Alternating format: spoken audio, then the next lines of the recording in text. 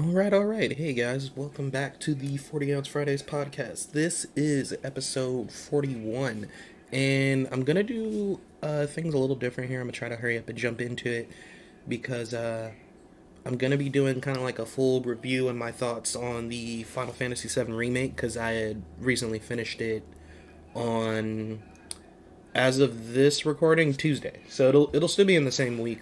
I'm recording this on the 16th. It's going up tomorrow on the 17th, so I finished it a couple days back.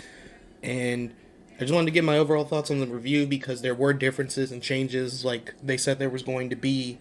But something happens.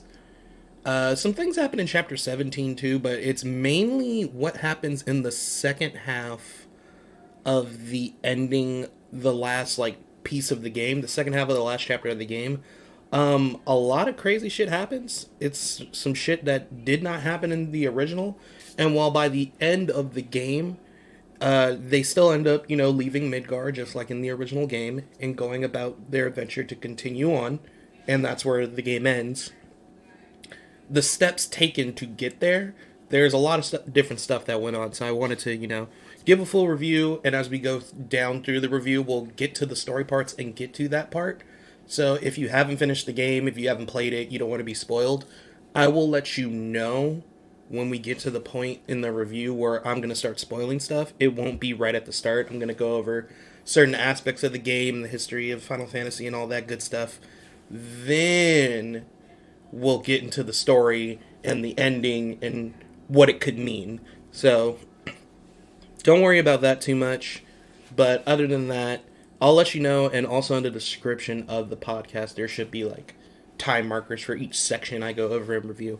But before that, real quick, I just wanted to make a few announcements. Like this week, since I didn't expect to be doing a review this long, so we won't be doing the UU retrospective again this week, but we will be doing another double one next week, which will be cool because we'll start off the Beast of Maze Castle, like the Forsaken Beast stuff, next week with 2 episodes. Then for episode 43, I plan to do kind of like a Bleach arc tier list thing since I went over all the current arcs in the anime while we wait for the Blood War arc to come out next year.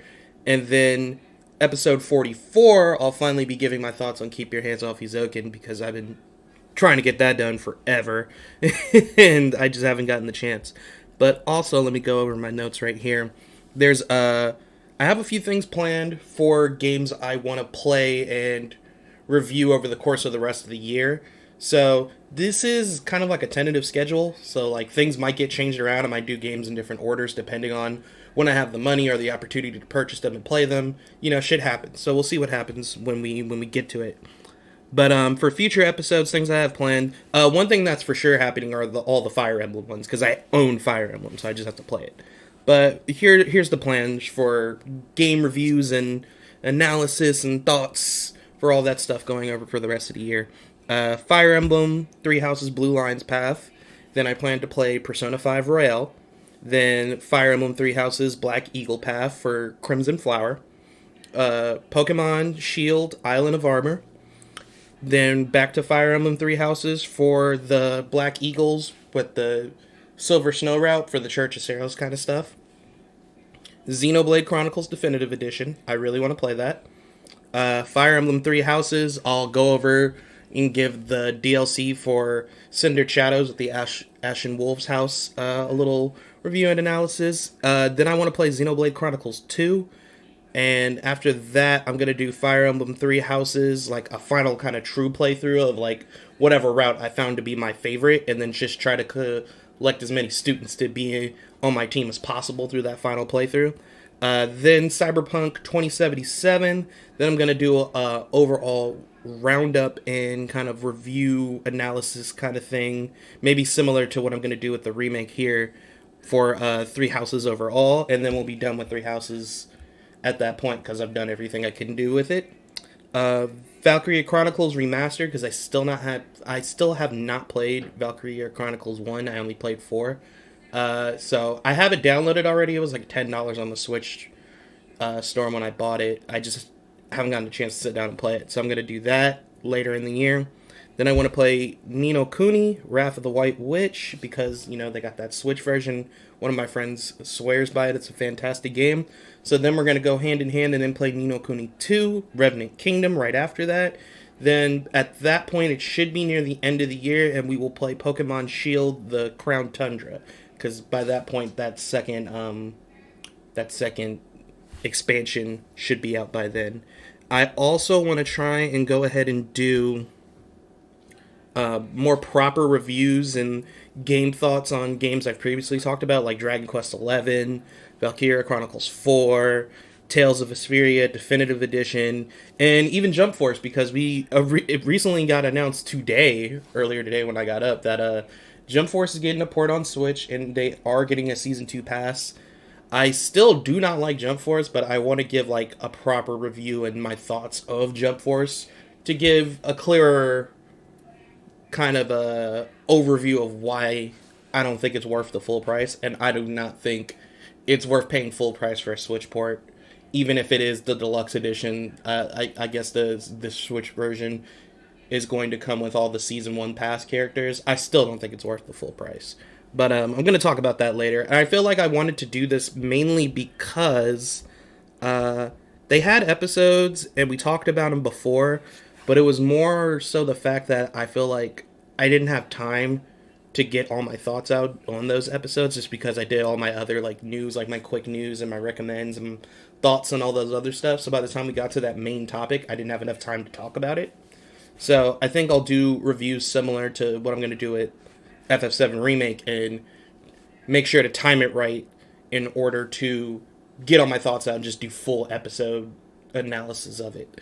But that's pretty much it for all those updates. So those are the plans. But next week we will be doing another WU retrospective kind of thing for the Force Saint Beast arc, Bleach, my favorite arcs from least favorite to favorite so far in the anime.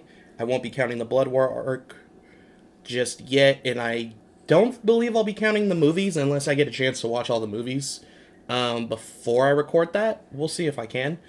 And then episode 44, Keep Your Hands Off Izoken. From there, I don't really have episodes super planned, but ideally that's what I want to do now that I have more time, because I spent the last 6 days playing the remake, and I want to go ahead and talk about it. So yeah, we're going to jump into that review. On January 31st, 1997, Final Fantasy VII will release and change the way JRPG players see the genre, as well as leave an impact on the gaming industry as a whole that has lasted longer than the Knights of the Round Summoning animation and Sephiroth's Supernova combined. I don't know if you've played the original and seen that shit, but you could go make a sandwich and come back, and that Supernova still hasn't hit Earth. Just kill me already, please. God, just do it. Those old Final Fantasy VII jokes aside, the game really has stood the test of time for 23 years with merchandise, music, references and parodies in various shows and internet series like Team 4 Star's Final Fantasy VII Machinima Abridged. And it's also experienced kind of a expanded universe, or a compilation of things of sorts, with games like Crisis Core, the mobile game before Crisis, a sort of sequel starring Vincent Valentine called Dirge of Cerberus, and the sequel film everyone knows about, Advent Children. So the game has really been around this entire time and hasn't left, besides, just the original release. And even then, the original release hasn't really left. You can play this game practically on anything now. It's available on PC, PS4, Xbox One, the Nintendo Switch, which is where I own the original game currently, and even iOS and Android. So if you wanted to play the original game before and never thought you'd get the chance, you have plenty of options, so there's kind of no excuse. It's also really cheap. I think on all those platforms it's like $15, maybe even less than that. So I definitely say give it a shot. But even though North America never got an official release until September 7th of that same year as the official release in Japan, I personally never played the game until around some point between 2004 2005. I would have been 3 when Final Fantasy VII came out, so it's not like I would have understood what the fuck was going on anyway. So, you know, it was around when I was in 4th or 5th grade I actually played it. I remember getting it with an old PlayStation from my aunt. She kind of just gave it to me as a little hand-me-down birthday gift. I thought it was super cool, though, just because I had seen her play it before a couple of times when I was younger, and I was always, like, super into, like, just games in general. I'm a little kid. I'm a young little boy. I like video games, but I don't know, something about the case too, like looking at like the box art, especially on the back, and seeing all these crazy things. I was like, whoa, what the hell is that? Like this big green demon thing, and this and that, and that, but this. I was super interested, and I wanted to see that stuff, but I never really got to at first, just because the PlayStation my aunt had didn't have a memory card, so every time when I would watch her play it, it'd usually be her playing the same parts again. So then when I got it, I didn't have a memory card. So I remember one day I like hooked it up and set it up, and I was like, I'm going to play this. And I played it for a good few hours. It was like a weekend or like a summer vacation or something like that. I didn't have school, so I was at home all day and I was playing that. And I remember getting all the way to... And this is why this particular boss fight sticks with me so much. I remember getting all the way to Rufus Shinra on the portion of the game where you're on the roof and you follow the trail of blood and you find President Shinra dead, and then you go out and out comes Rufus Shinra and he's like, I'm the president's son and now I'm the new president because, you know, his dad's dead.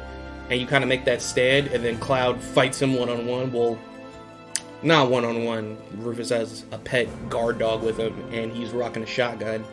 And due to my drastic lack in knowledge for how RPGs worked, I hadn't played them a lot at that point in time. I just played whatever game I could get. I didn't really have a preference towards the genre.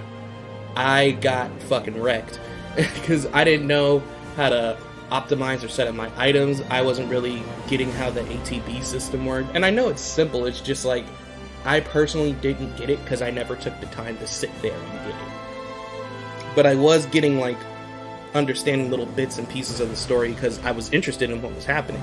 But I remember dying against Rufus, seeing the game over screen, and thinking, oh, well, as long as I don't turn the game off, it'll just leave me off where I was, because I had played plenty of games like that where I didn't have a memory card, but, like, mainly, you know, like, fighting games and racing games like Mario Kart, where, as long as you didn't turn the game off, everything you unlocked and all the progress you made would remain. I hadn't really played an RPG, so I didn't understand that, no, you need to save.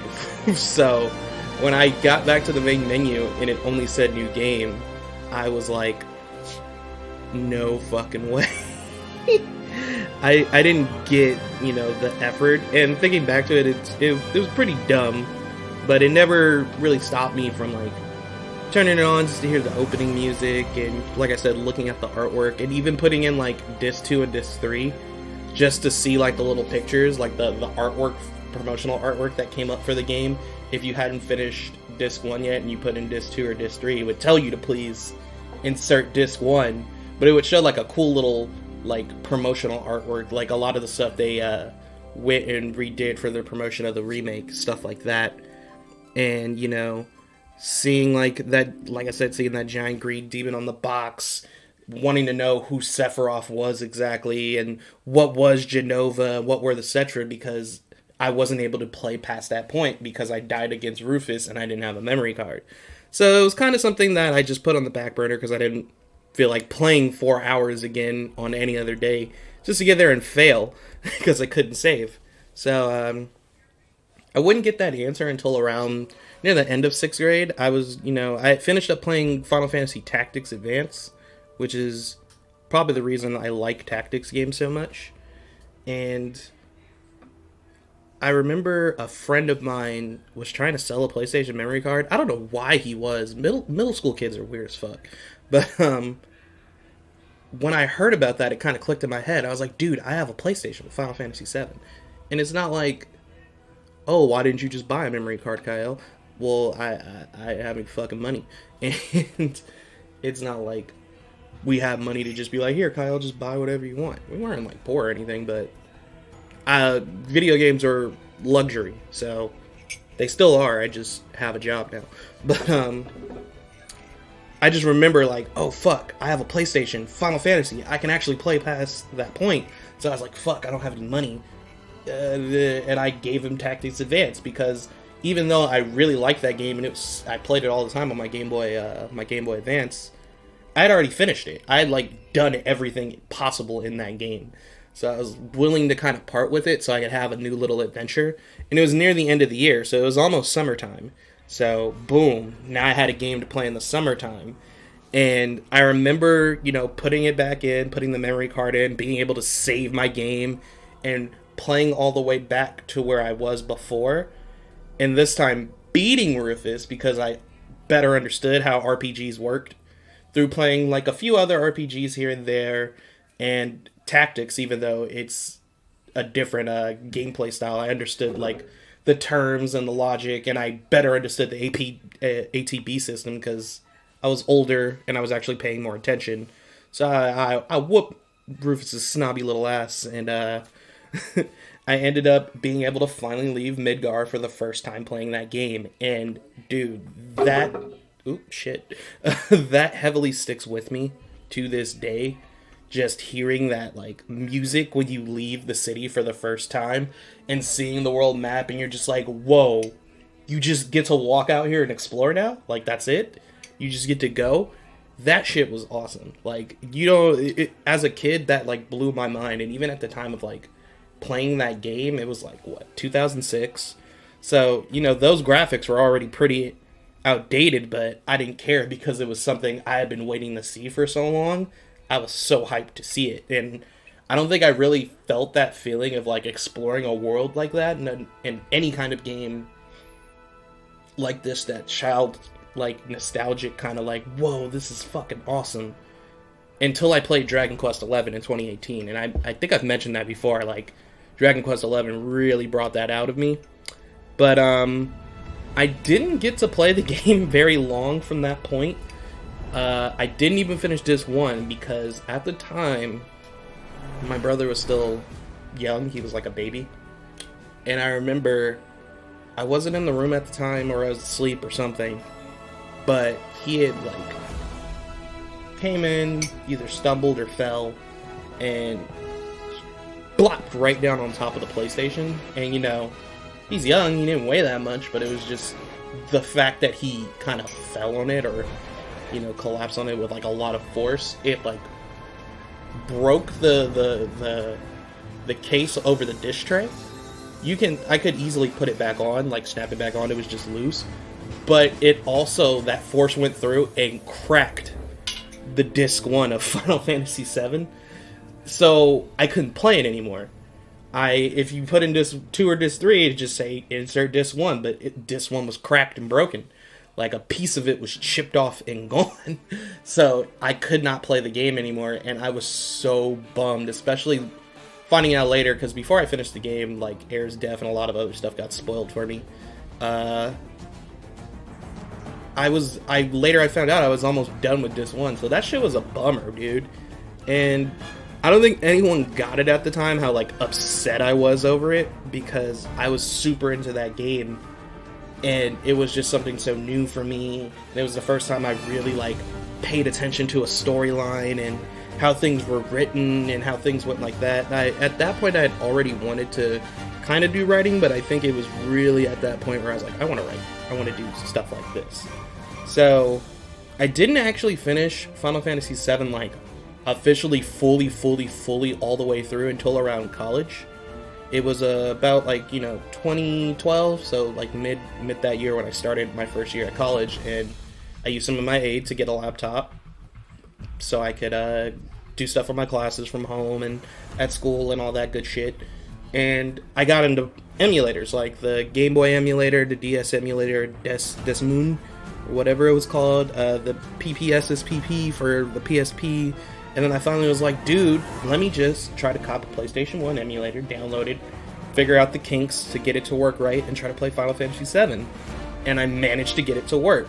the audio would clip sometimes, or like kind of stutter when it was loading up between like battle screens in like world map gameplay after the battle. So you would have to sit there and wait for it, but I did not fucking care because I just wanted to play the game again, and I was so happy to play it again. And I actually got to finish it. I actually got to experience all those moments like Aerith's death at the end, and then, you know, Cloud carries her in the water and lets her sink, and then it's like, insert disc 2. I did not play disc 2 that day. I fucking was like, nah, I'm good, fam. And I just stopped playing for the day because I was like hurt by that shit. Cloud and Tifa falling into the live stream, and Cloud piecing his memory back together of who he actually is, and Tifa helping him do that, getting introduced to all the other characters and their backstories. It was awesome. And then, of course, you know, the end, the one-on-one showdown with Sephiroth at the very end of the game, and seeing, like, Meteor being stopped by Holy right at the end, and knowing that Aerith was able to succeed, and Cloud and the gang saved the world. So, it's something that's, like, really, really fucking cool. It just always sticks with me. And when I think of JRPGs, like, one of the first ones I think of is Final Fantasy VII. And my experience with the game is, you know, only one of, like, countless that so many people have had their own, like, stories and experiences with playing this game, regardless of what year they played it in. I know some people that didn't play Final Fantasy VII until last year and just absolutely fell in love with it. And it's just a legacy that will always stand the test of time in the gaming world. I feel like it's one of the most iconic and impactful games, not only in the RPG genre, just gaming in general. And regardless if you like it, hate it, or love it, you can't deny that the game has this everlasting impact that's always going to be there. Like, you can't not say this game is iconic, you know? Like, that's like me saying One Piece isn't iconic if I didn't like one. I like One Piece. I don't think One Piece is... We talked about that. I like One Piece, but that's like me saying One Piece sucks, but I can't deny the fact that it's iconic. It's one of the highest selling manga series ever. It's top, it's out there, it's big, it's popular. You can't say it's not impactful. Same thing with Dragon Ball. If you don't like Dragon Ball, you can't deny the fact that it's iconic. So it's something that's just always there. That's why when we finally did get that remake, people were like, holy shit, it's really finally happening. And Square really, you know, just hit the jackpot with that 7th game. And no one really thought that remake was coming. And we always wanted it, especially when they did the PS3 tech demo. And they did the opening scene to 7. Everyone thought it was coming. Still isn't coming. And, you know, just when we were kind of like overthinking about that, in 2014, or 2015, I'm sorry, in a E3 presentation, we saw this trailer, we hear this dude talking about random shit, but then you start seeing stuff that looks real familiar. You're like, that kind of looks like... And then you see... You hear the dude saying they are coming back, and you see Cloud's Buster Sword, and you see Barrett walk beside him with his gun arm, and you're like, holy shit, they're really doing it. Or maybe it's a movie, and then it says it. Final Fantasy VII Remake, and everyone's screaming, people are crying. That shit was awesome. So, we were finally getting our remake, but not everyone was going to be cool with exactly how the remake was being handled. So, the remake was a huge fucking deal. Everyone was talking about it, blew up all over the internet, it was trending, it was just something that everyone couldn't believe was actually fucking happening. It was always kind of like, sometimes a joke, and then it was just kind of fade out, and then somebody would bring it up again, and it just kind of fade out. But now we were just like, dude, we cannot say this isn't happening. It's happening. So, every Final Fantasy VII fan, myself included, was like, this is a dream really coming true. And we were all talking about how hype it was going to be to play all our favorite moments over again, seeing like the battle system redone and just kind of like this beautiful new graphical format, just thinking about how far technology has gone. And we were talking about it in a way where we already thought and knew it was going to be a one-to-one remake. And we were all ready for a remake. But most people, or a lot of people, were ready for that one-to-one remake of the original game. And that's when the first major problem kind of occurred, like the first controversy about the game. It wasn't too long after its announcement that throughout this long wait, this 5-year wait for this first part to come out, that we started hearing certain things that weren't going over so well with a lot of fans. One of those things being that the game was going to be episodic. Meaning it wasn't just going to be one single game remake that you just buy once to play the whole thing again, just like the original. It was going to come out in episodes, or parts. And currently, in the modern day, especially at that time, we already knew how kind of like episodic games went, like Telltale games and stuff like that, where they weren't that expensive of games. You could buy the pieces each for pretty cheap, play a part, keep going, play a part, keep going. The thing that worried people about this is, when we heard the term episodic for the game, we were thinking about stuff towards those lines. Final Fantasy VII, the original game, is still pretty fucking big. So making that episodic meant, oh no, they're gonna try to fucking milk this game. They're going to milk the shit out of this game if they do this. That's what they're trying to do. And it was kind of like, uh-oh. That's a little worrying already. And then on top of that, that there would be changes to the original story. We kind of found out both these things, the episodic thing, and that there would be changes and adjustments and edits to the main original storyline. We found that out pretty quickly, like within the same time of each other, so that 1-2 punch really hurt the fandom and kind of really hurt the hype of the game. And you already had people from the jump, from that point, way early on in the announcement of this game, already kind of worried about what the fuck is going to happen with this. So you have this one half of the fans that are just like, yo, what the fuck? This isn't a one-to-one remake. You're going to release this game in pieces and pieces and pieces with all this extra DLC and stuff. And this was pure speculation. We didn't know if the game was going to have a bunch of extra DLC stuff that comes with it, how many episodes the games would be, how much the games would cost. This dude, they always start at the least desired times to do this. Like, regardless of what time I record, they're always it's like they wait for me to record. But where was I at? One half of the fans were pretty much like, yo, this is already a failure. We're kind of done.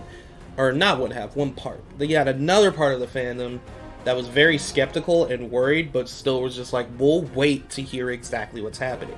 And then you had people like me who were a little more open to change, I want to say.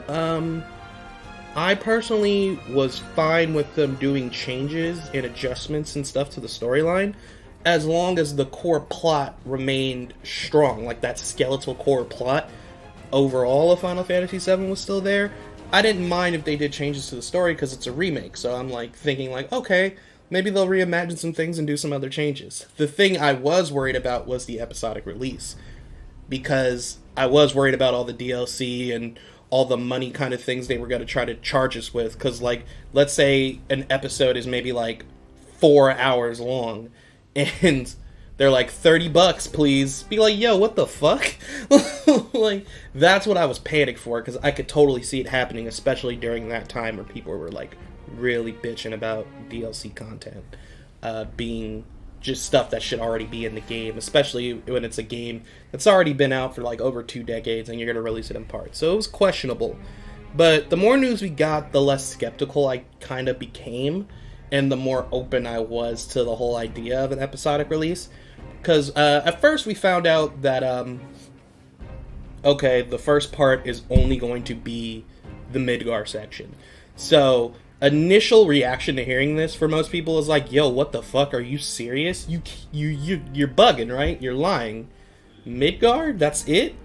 Because originally in the original Final Fantasy, Midgar is the initial starting point of the game, but it is only like 4 hours of the game on average. It's like 4 hours. You leave Midgar and that's when the game really kicks up and starts. not to say Midgar is boring, I'm just saying when you enter the world map, your journey is surely beginning. Midgar is kind of like a prologue point, or a starting point for the game. So people are like, you're going to make one part years from now, and it's only going to be Midgar. But, you know, we start finding out that each part is planned to be kind of like its own full-length game.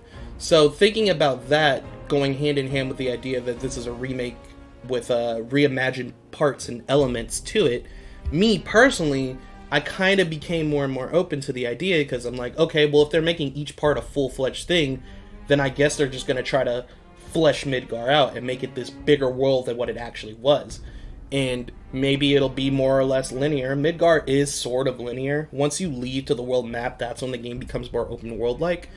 And so maybe we would have more to do. Maybe there'd be more to see. Maybe parts would be extended for extra context. We didn't know yet. So, you know, things were still a little iffy, and then you still had those really deep-seated, like, people that just hated the idea of the remake because it wasn't a one-to-one remake and it was going to be episodic, who were looking for stuff every announcement to try to hate. There was false rumors going around that they were going to cut the cross-dressing scene in Wall Market, which was false. They kept that in and even, like, fucking emphasized it even stronger. It was kind of dope. We'll get to that, though. People were getting mad over, oh, they're going to change this, oh, they're going to change that. And, like, while some of it did get changed, a lot of it didn't get changed. And the things that did get changed were, like, very minimal things. And it sucks, but they were trying to make a big deal out of it to get more people on their cause.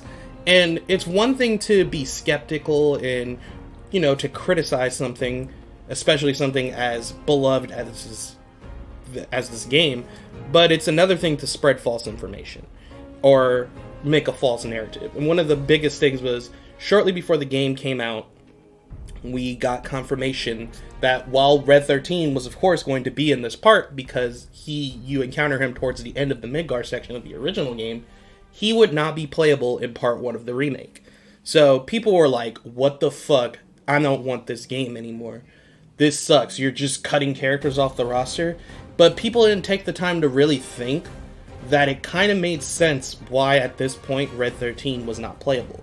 The initial thought for me was, okay, well, the Midgar section and also people were spreading this narrative that Red 13 wasn't going to be playable, period, throughout the whole course of the project. They did not say that. They said during this part he would not be playable.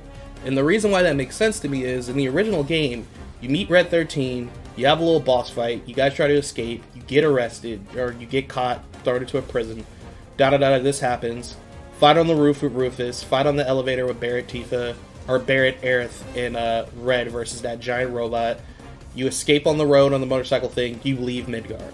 All that happens within, like, an hour in the original game. So it made sense for me in the remake that, yeah, by the time you meet Red 13, you're almost fucking done. And I still believe that was a good call, because while the game is extended and you spend a few more hours in that part of the game, once you meet Red 13, it still wouldn't make sense for those last couple of hours to make a fully playable character with a full moveset that you're only going to get to use for 3 hours. It didn't make sense. So we also found out information that he was going to get his own little section of things during this part to kind of flesh him out a bit while you are introduced to him, but he's still not going to be playable, which made sense, because now I'm thinking, okay, once part 2 starts, we'll probably have a playable Red 13. We got 4 characters playable: Cloud, Barrett, Tifa, Aerith, so we'll probably get the other 4 or 5 in part 2. Who knows what's going to happen? We don't know yet. But, you know, there's controversy over that. Things kept going and going and going. People had their own opinions about the demo, if they played it or not, seen footage or not, but no one had played it yet. So we were all super hyped for March 3rd to see what was going to happen, because this could either be something amazing or a beautiful fucking train wreck. And people wanted to see if they were right about hating on this game. They wanted that confirmation bias and wanted it to fail. Some people were fanboying and were going to say they loved the game regardless if it was good or bad. Some people were ready to criticize it and give it a fair take. Some people just wanted the fucking game. I just wanted to play the game. I didn't care about all that stuff, whether it was good or bad. I wanted to see what would happen. If it's good, I'm going to say it's good. If it's bad, I'm going to say it's bad. So we waited for March 3rd. Then when we were getting close to March 3rd, the game got delayed. So everyone was like, oh my god, please don't start a chain of delays. But we did end up getting a demo in March to play. We got to play the bombing mission, essentially. And it was fun. It was a good time. And though it was definitely an older build as compared to the final game, I was super excited, but I wanted to get my hands on the real game to get a full impression, because maybe this game starts off explosively strong with this boss battle, but then kind of like sputters off and everything's not as intense or as cool as the Scorpion tank for some reason. Who knows what they decided to do. So we waited for April 10th, the pandemic happened, people got worried. I've talked about the whole physical release copy situation due to the coronavirus thing, so I'm not going to go into it here. Shit, dropped my phone. But the game did indeed come out April 10th. If you had the digital version like myself, April 9th at 9 p.m.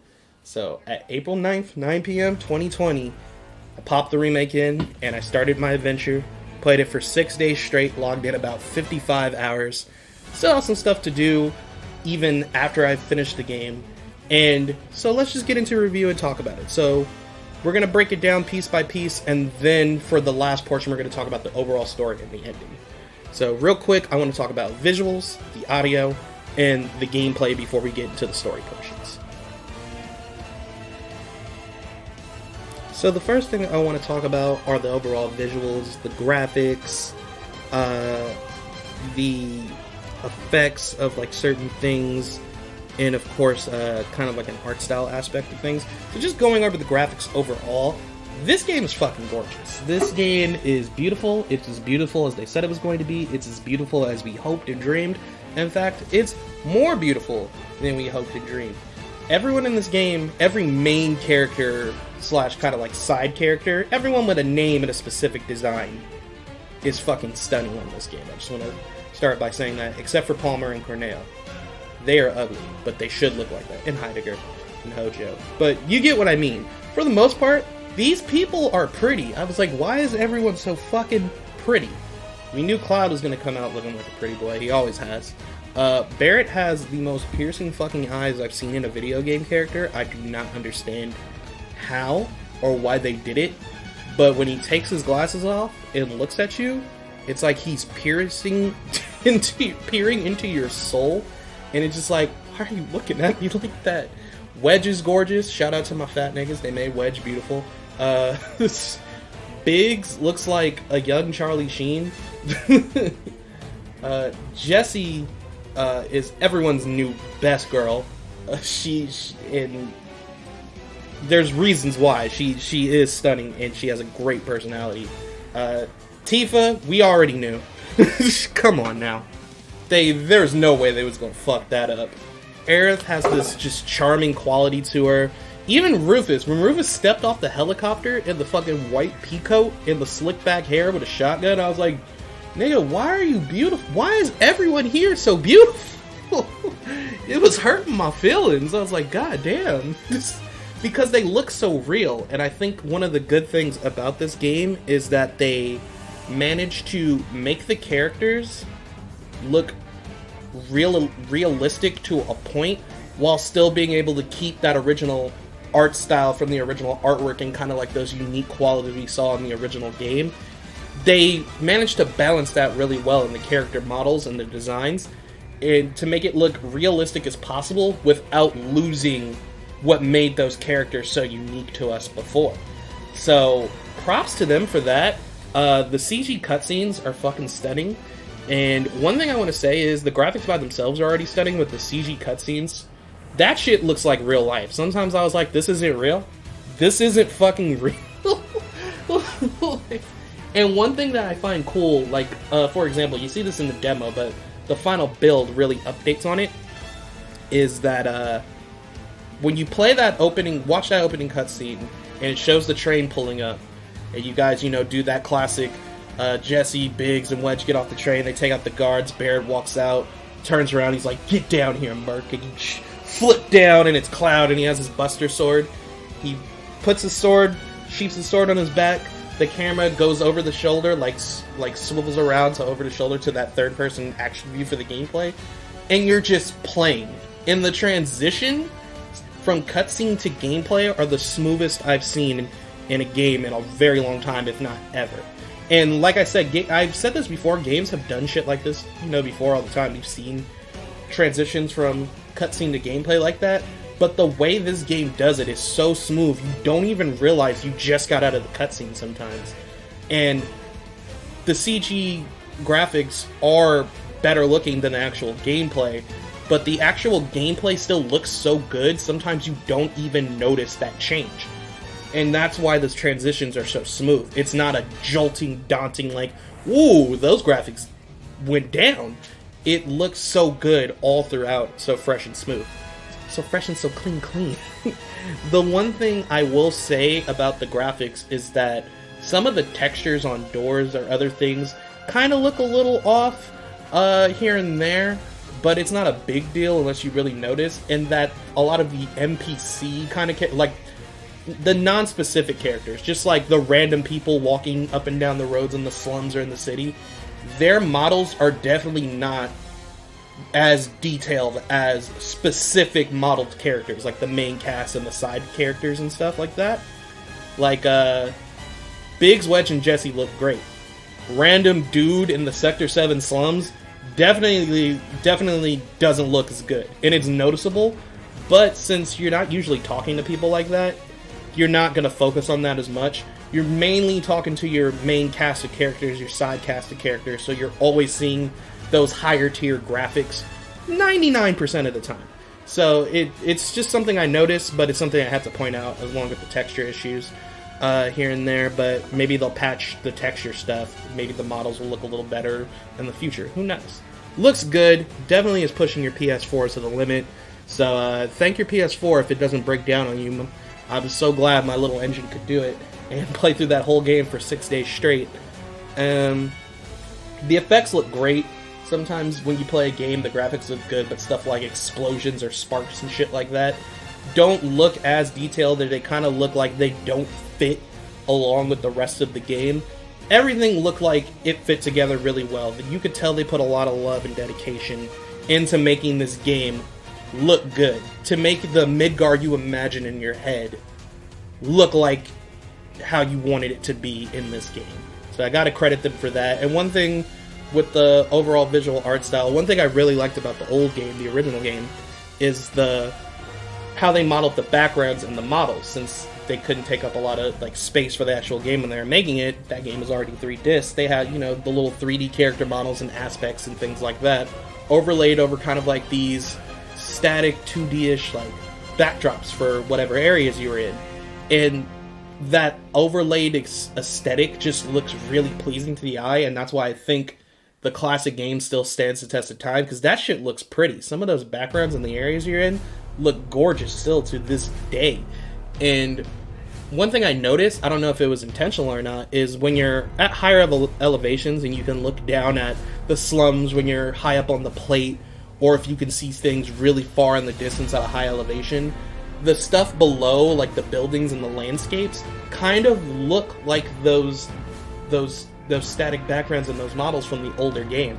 And I don't know if they did that on purpose or not, but it reminds me of that, and it kind of fits really well in the art style in the game, which links up with how they've upscaled the models, along with still keeping that quirky, unique nature that game that had. It still keeps the charm, so I think it just only adds to that balance. So the graphics in this game, mwah, fantastic. Audio, so we're going to talk about, voice acting, music, the sound effects. I just want to go ahead real quick with the sound effects. They are perfect. They work really well with the game. You don't want, cartoony sound effects with, a serious game like this, unless it's, a joke enemy or something like that. And all the sound effects hit. You can feel the impact of Cloud, slicing past someone. That noise, that just unloading noise of Barrett, shooting his Gatling gun at something. Or, when he's charging up, a bigger energy base kind of shot. You can hear the impact of Tifa, breaking somebody's face when she punches him and shit like that. The only thing I miss is, Aerith, hitting somebody with her staff in the classic game and hearing that pong kind of sound, that's not in this game, purely because her fighting style has changed to be more magic-based, so she kind of stands back and shoots little blasts of energy at people. But it makes sense for the game, for the playstyles, and we'll talk about that in just a second. But sound effects, on point, and they match real well with the music. For the most part, the music really does set the tone. There's only like a few points where I'm like, they shouldn't have played this song here. The battle music always is hitting. As soon as you get into a fight, like I said, those sound effects go so well with the music. It just adds to the experience. You really feel like you're actively in that fight. And one thing I really like is they kept the original soundtrack and, redid some tracks, updated them, re-recorded, of course, but they've also added new songs that go in the mix. So you have some of the old and some of the new in this new little mixture. And normally, sometimes that doesn't mesh really well, but the new tracks fit so well with the old ones. It's like it was just meant to be. One of my favorite songs to hear is the music that plays when you're in the Sector 5 slums. I don't know, there's something about it that just feels right for that area. And of course, you have the battle music. Like, that song, forever a classic. That battle music, they updated it. It just works with the epicness, especially when you fucking do like Braver with Cloud and it just impacts the ground. Everything goes flying. And you can also collect little mini record CDs. It's kind of like a little collectible side quest thing you can do, and play them on a little jukebox. And these little mini discs contain like remixes of old tracks, some classic songs updated, things like that. So it's kind of a fun little thing you can do. Just overall, the music was good. The weakest aspect of the audio was the voice acting, but the voice acting is not bad. I will say that. I listened to, the dub track, of course. I've already talked about my opinions on dubs.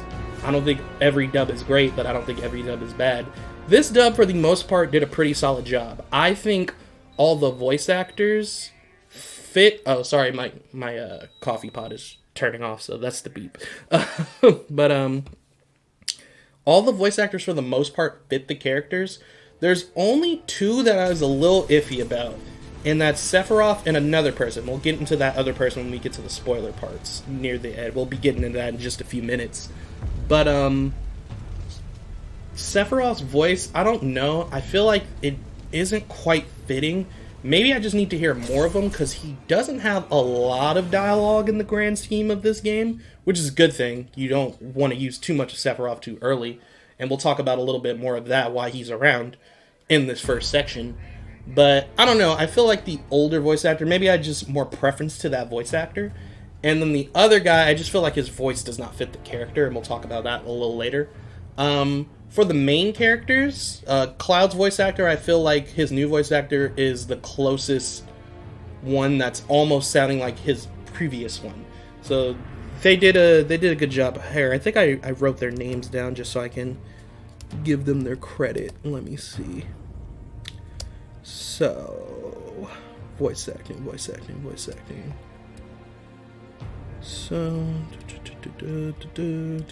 So Cloud is voiced by Cody Christian, and like I said, I feel like he's the closest to sounding like the original voice actor, in my opinion. I think he nails the character really well. Barrett is voiced by John Eric Bentley, and we'll talk more about Barrett's voice when I talk about his character a little more, because a lot of people off the bat didn't like it that much, as they found it a little stereotypical angry black guy voice, and it kind of is. But when you play through the game and get more sides of Barrett's character, I feel like the voice actor Bentley, he does a really good job portraying Barrett's emotions through other things besides him just being mad. And I think the way he portrayed Barrett as a character with his voice work actually hit really well later game. Tifa is voiced by Britt Baron, and while I feel she is definitely different from the original voice actress, she does a good job of making that character her own, and I really love her voice. And then my favorite voice actor of these four in terms of just like person is Brianna White. She voiced Aerith. She seems really cool in real life. She does streams, and the more I heard her voice throughout the game, the more I loved her as Aerith. I feel like she really got it down, like the character down really well. And there's it's over the internet. She was streaming the game, and I guess she hadn't heard her voice yet for the finished project, the finished product of the game.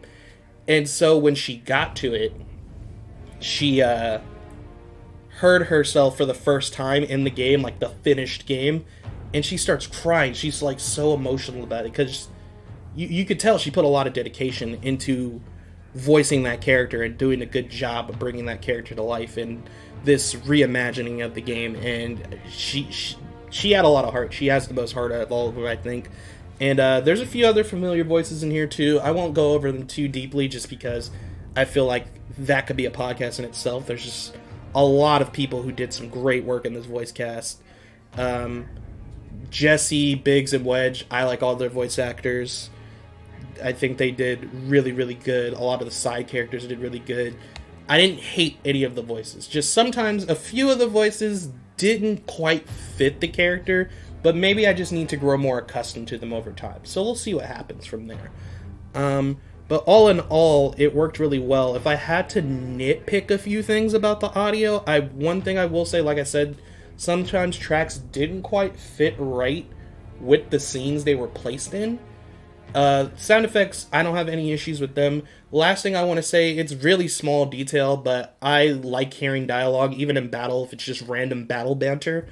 And sometimes the music during the fight would overpower the dialogue that was going on during it, and I wanted to hear the dialogue, and I'm sure I can adjust the audio to fix it right, but I just wish it was kind of leveled initially so the dialogue overpowered the music, because it wasn't like they were talking constantly, so you just hear a little back and forth and the music keeps playing, or maybe the music goes down a little bit so you can hear the talking.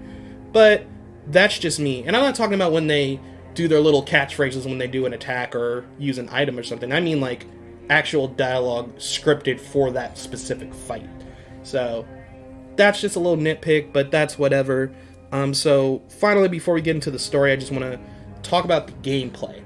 The gameplay is great. This is my favorite aspect of the remake, and this is something that people were really shaky about. And the thing I was most worried about were the boss fights, just because a lot of action-based games like this tend to have boss fights that are really stupid easy, or just frustratingly hard because the boss is so broken and breaks the logic of the game. It's fucking annoying. And the boss fights in this game are some of the best boss fights I've ever had in any kind of game, period. I'm gonna say it right now, I did not hate a single boss fight in this game. I had fun during every boss battle. I enjoyed every boss battle. I had never been more excited in a game to get my ass kicked than this game right here. But real briefly, the combat is really simple, and I feel like they kind of hit it right with this game. Whereas with Final Fantasy 15, a lot of people, and myself included, believe it's a lot of flash, but not a lot of substance.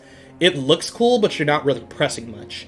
And then things with Kingdom Hearts 3, it's kind of like oversimplified, yet really complex at the same time, making this weird and awkward kind of combination of attacks and gameplay sometimes. That is just my personal opinion. Do not attack me. That's just how I feel. I feel like the combat in the remake here gets it really right. A balance of simplicity and like slowly complex layers over it. Every aspect of combat is very simple, so when you layer it together, it makes this nice little complex system that's just basic parts. So you press square to do your combos, or you hold square down to do a heavier attack. In Barrett's case, and I think maybe Aerith as well, you just hold down square to keep shooting because they're ranged characters, so you just hold down square for Barrett to keep shooting. Circle does your dodge roll. R2 is to block. If you want to switch characters, you do up or down, left or right on the D-pad. Things of that nature. Cameras is the right stick. Click the right stick for R3 to lock onto a target, and then you can move the stick to choose a separate target. Things of that nature. It's really simple. The things that overlay that make combat more complex is that every character has a unique ability by pressing triangle. For instance, Cloud's unique ability is called Punisher Mode. In his regular mode, operator mode, he's more balanced for overall like attack and speed with his combat. In Punisher mode, he's a lot slower, but he's a lot more powerful. He deals a lot more damage. And he's already kind of in a counter stance, but whenever you're blocking and somebody hits you with melee, you instantly counterattack that person. So his Punisher stance is perfect for like crowd control for melee enemies or just a melee fight in general, where you can't really attack that person initially because they'll always counter you. So you kind of have to counter them first, get them off their guard, and start comboing and hit them with powerful attacks. Barrett's is like an overcharged shot where he can shoot a powerful barrage of blast from his gun arm, but you cannot spam this move. It has to charge after every use. You can press triangle to forcefully charge it some more, so if you're trying to get it done real quick, you can do that again. So Barrett's gunfire, maybe brings an enemy down, staggers them, and then you finish them off with the overcharge. Tifa's allows her to overlay these powerful combos depending on how much of a charge she has from this other ability she has, and we'll get into that real quick. And then Aerith's unique ability is a more powerful magic blast, but you can kind of use it in like a little rapid S-fire or just like small burst for, crowd controlling enemies or hitting multiple enemies. Or if you're fighting a bigger boss, you can hold it down, kind of charge it up more, and fire a better blast. So you have options. So those are just the basics of combat. So when we get into abilities, this is what they've done with the ATB gauge. The ATB gauge charges up as you take damage or deal damage in a fight, and kind of just moves up really slowly during a fight in general, but being into the combat makes it fill up faster. When you get ATB gauges, you can use ability, spells, or items. So you press cross, or X. I'm calling it X. It's not fucking cross, Sony. You can do these, you can open up your command list. When you open up your command list, time kind of slows down, so you have time to choose what you want to do, figure out a strategy, and you can also choose these commands for your AI-controlled character. So you could switch over to, like, Barrett, and be like, Barrett, go ahead and set up, fire this shot to knock him over. Aerith, heal Barrett because he might need healing if he's out there in the open, and then I'll go in and finish him off with this attack. And you could set up these kind of plans and strategies to go along with your teammates through these commands. And these commands are what make things more diverse in the game, because your abilities are like special attacks. So Cloud's Braver, which was originally his level 1 limit break, is now one of his starter abilities. So it's just a powerful slash, or powerful kind of like sword flip slam down thing that causes a good chunk of damage, and it costs 1 ATB gauge. You have shit like, for Barrett, like one of his initial abilities is called Steel Skin. It costs 1 ATB gauge, and it prevents him kind of from being like stunned or knocked over from enemy attack, so he can stand there and kind of tank damage, which is what he's built for. Heavy HP, he has a good amount of defense, he has abilities that provoke enemies, so you want him kind of tanking damage and shooting back to fill up stagger gauges and shit like that, and then your other characters can set up other plans, back him up and heal him, things of that nature. So that's really unique how you can do that. Spells pretty much work the same way they have as in the original game. The materia system pretty much is unchanged for the most part, just slightly edited to fit the more action-based combat, and spells do cost MP and ATB gauges, but, it is what it is.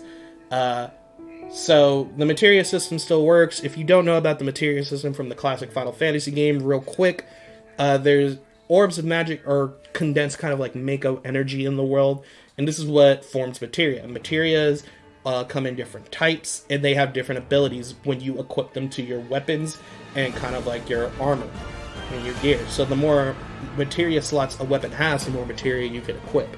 So say if I find a lightning materia, now I can use thunder, and let's say I find a healing materia, now I can use cure, shit like that. So you want those things equipped. Some of them also increase your stats. Some of them also give you extra abilities, like the steal ability, the assess ability, which is really cool.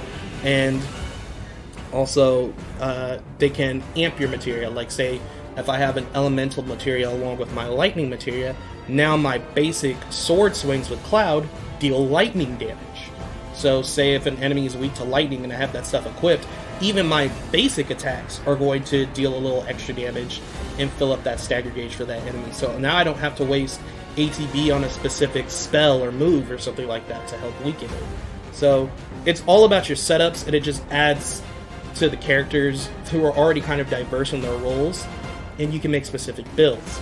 Barrett's kind of built as a tank, so you can add onto that tank kind of finesse. Tifa is definitely your fastest character. You want her moving around the battlefield and have abilities that fill up an opponent's stagger gauge faster, or fill up her ATB gauge faster, so she could keep dealing rapid successions of moves too quick for the enemy to stop. Cloud's kind of your overall balanced character. Do what you feel is best with them. And Aerith is your healer, your spellcaster. So you want her dealing damage in the back and healing and dealing out buffs to other people. It's all up to you, but you can do those kinds of things as well. So I'm glad they kept the materia system the same, because it meshes really well into the combat that they already have. Then of course you have your limit breaks. They're still around. They're still the same. As you deal damage and take damage, your limit bar fills up, and then you can do your limit break attacks. The only difference is limit meter does not stay at the level it was from the previous battle. So your limit gauge always restarts, because I'm pretty sure it stayed the same level regardless of a fight ending and continuing in the original game. It doesn't do that here, but it makes sense because it just fits the game a little better for its combat.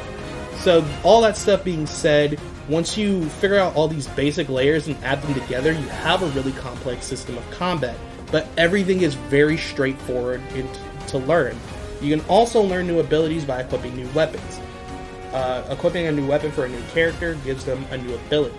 They normally can only use that ability with that weapon equipped, but the more you use that ability, the more proficiency you gain with it. Once you max out your proficiency, you've learned that skill permanently, and then you can use any weapon you want and still have those abilities. Those are permanently linked to you.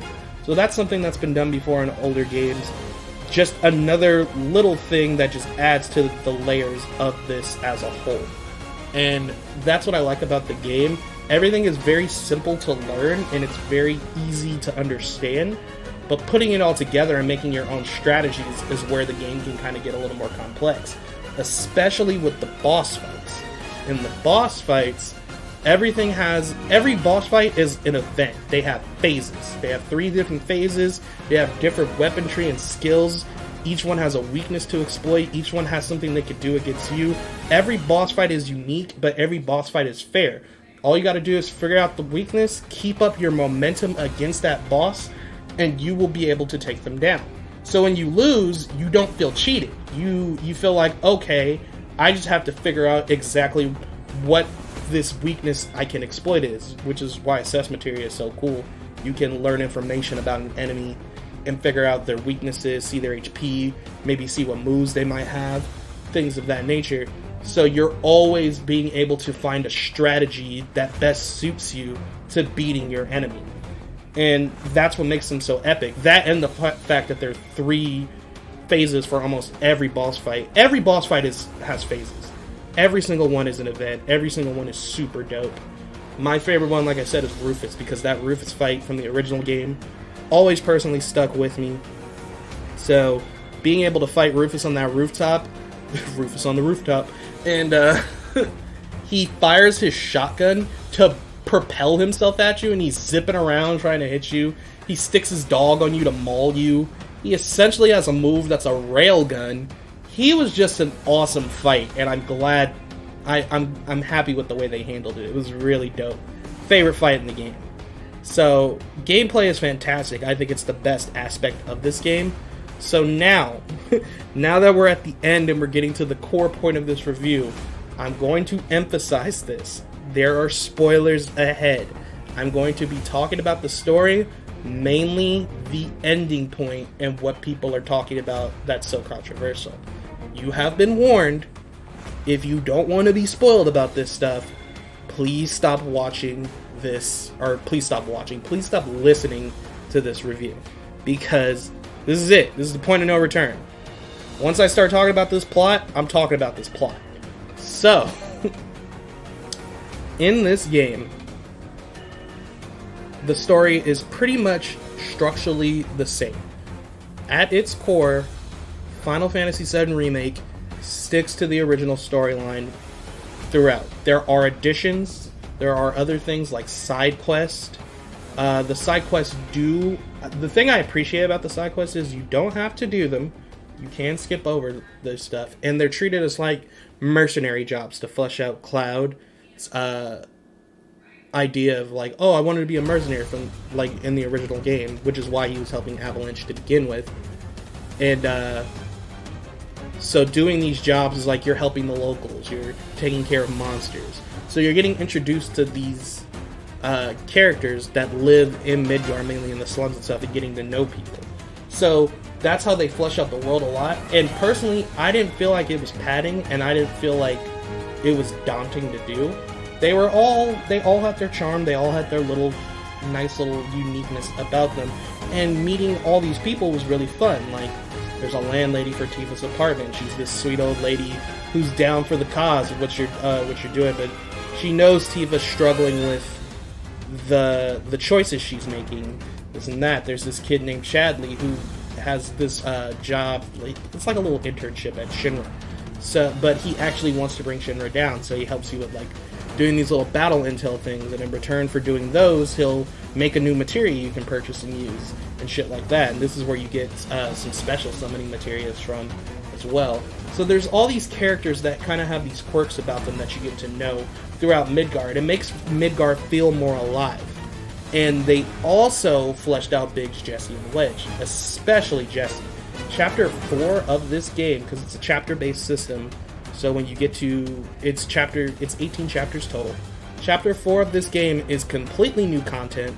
You go off with Jesse, Biggs, and Wedge because she needs to get some materials to build the next bomb.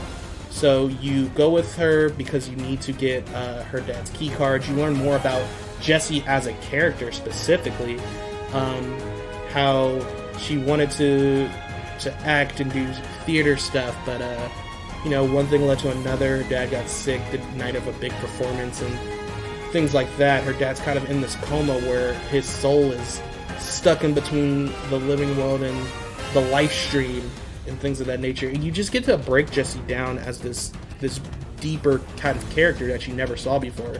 And she's charming, she's flirtatious, and everyone loves her. Everyone's like, oh my god, Jessie, new best girl. Everyone loves her. Biggs is more detailed of a character. He always wants to get the job done.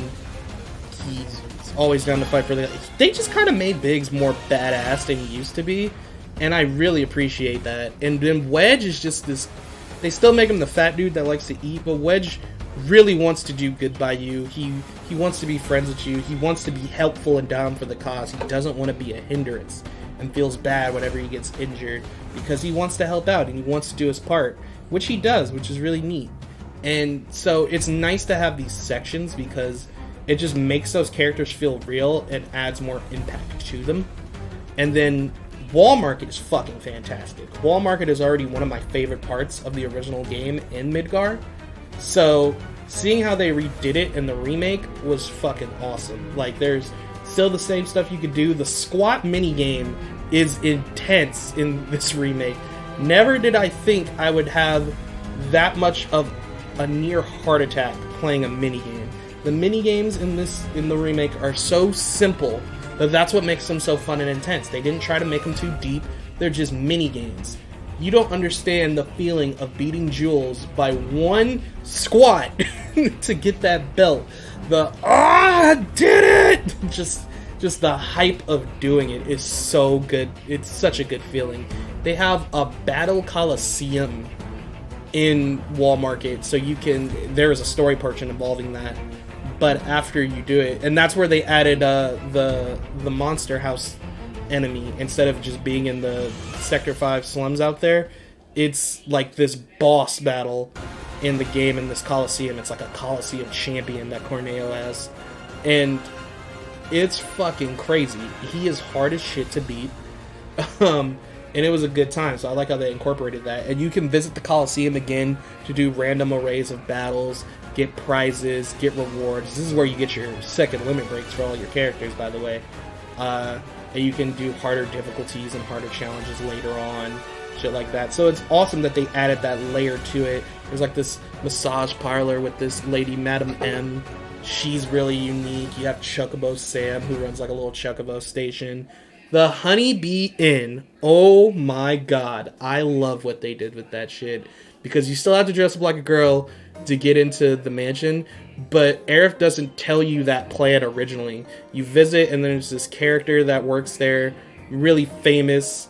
And there's this sequence where there's a show being put on at the Honeybee Inn. It's like this dance and musical number. And they throw Cloud on stage to dance with this dude because you have to prove your worth if you want to get that invitation to get inside. So it's like a dance show minigame, and you are not prepared for this shit. There's a practice thing that happens before it. They do not prepare you for what happens in that dance, that actual minigame. That shit was intense.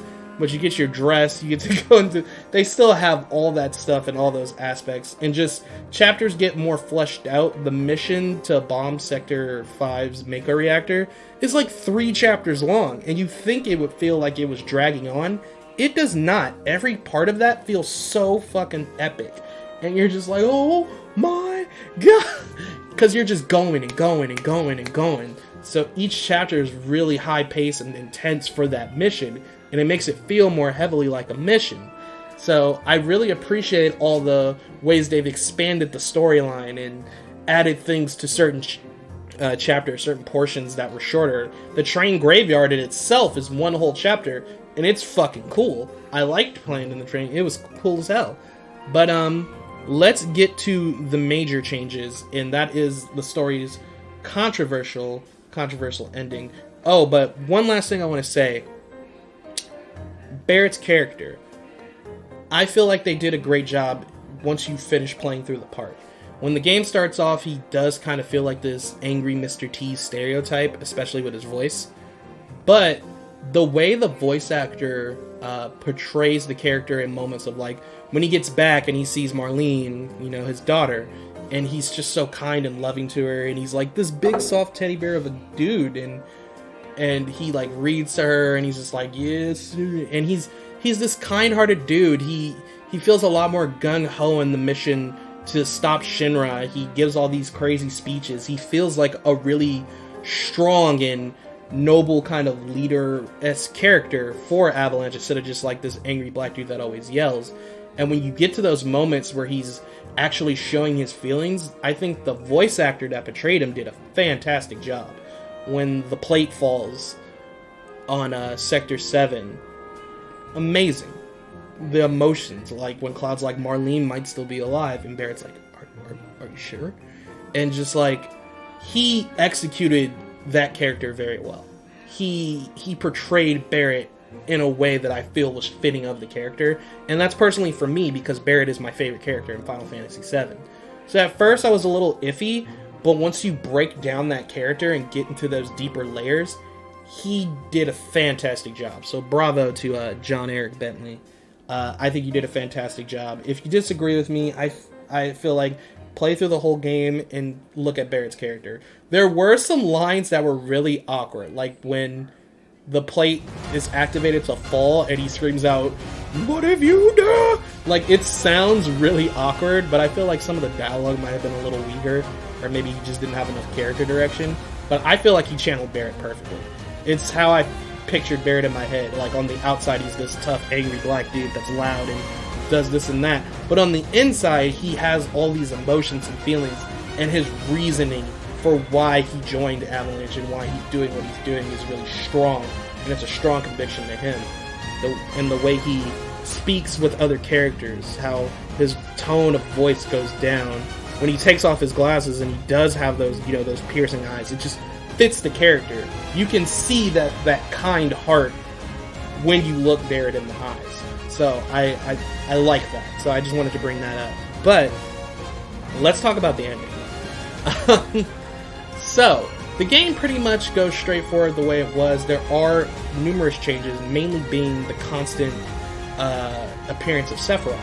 And at first I thought, okay, well maybe they're just more so emphasizing Cloud's viewpoint of how he keeps seeing these visions of Sephiroth here and there and everywhere. And maybe they're just emphasizing the fact that it's fucking with his psyche. So maybe they're just taking those points earlier in game and making them a bit more intense than they were in the original. That's how I always took it. Until you get to a point where you see Jenova, just like in the original game, it's just big and more epic of a room. And Sephiroth is there. But this time, it's not only Cloud that can see him. Everyone can see him. Everyone's like, holy shit. And it's like Sephiroth. And so you're like, okay, wait, so he's actually there? Or is this one of these like clone bodies acting as Sephiroth? And his body, because his body should still be in the live stream. Or crystallized up, like in the original game. So it was weird. And then like, you actually fight a piece of Jenova in Chapter 17. And instead of finding President Shinra dead in his office chair, like in his main office, he's still alive, hanging off the side of the roof outside, and Barrett wants to drop him, but they save him.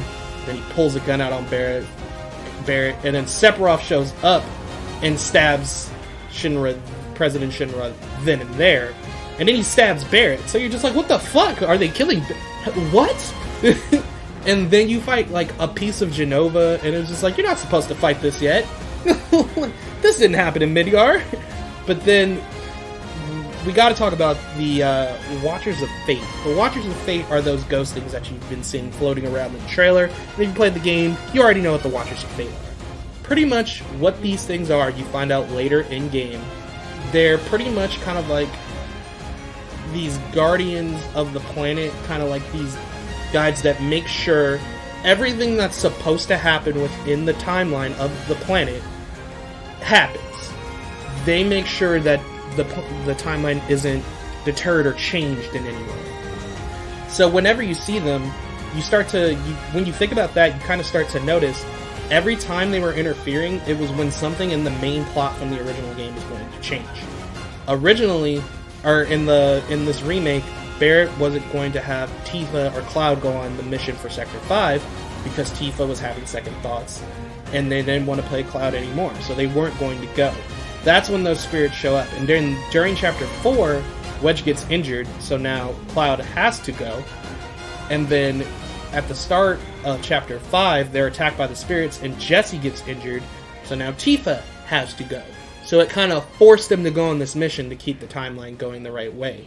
In the church, when you first meet Aerith, in the original, you don't fight Reno. But in the remake, you do.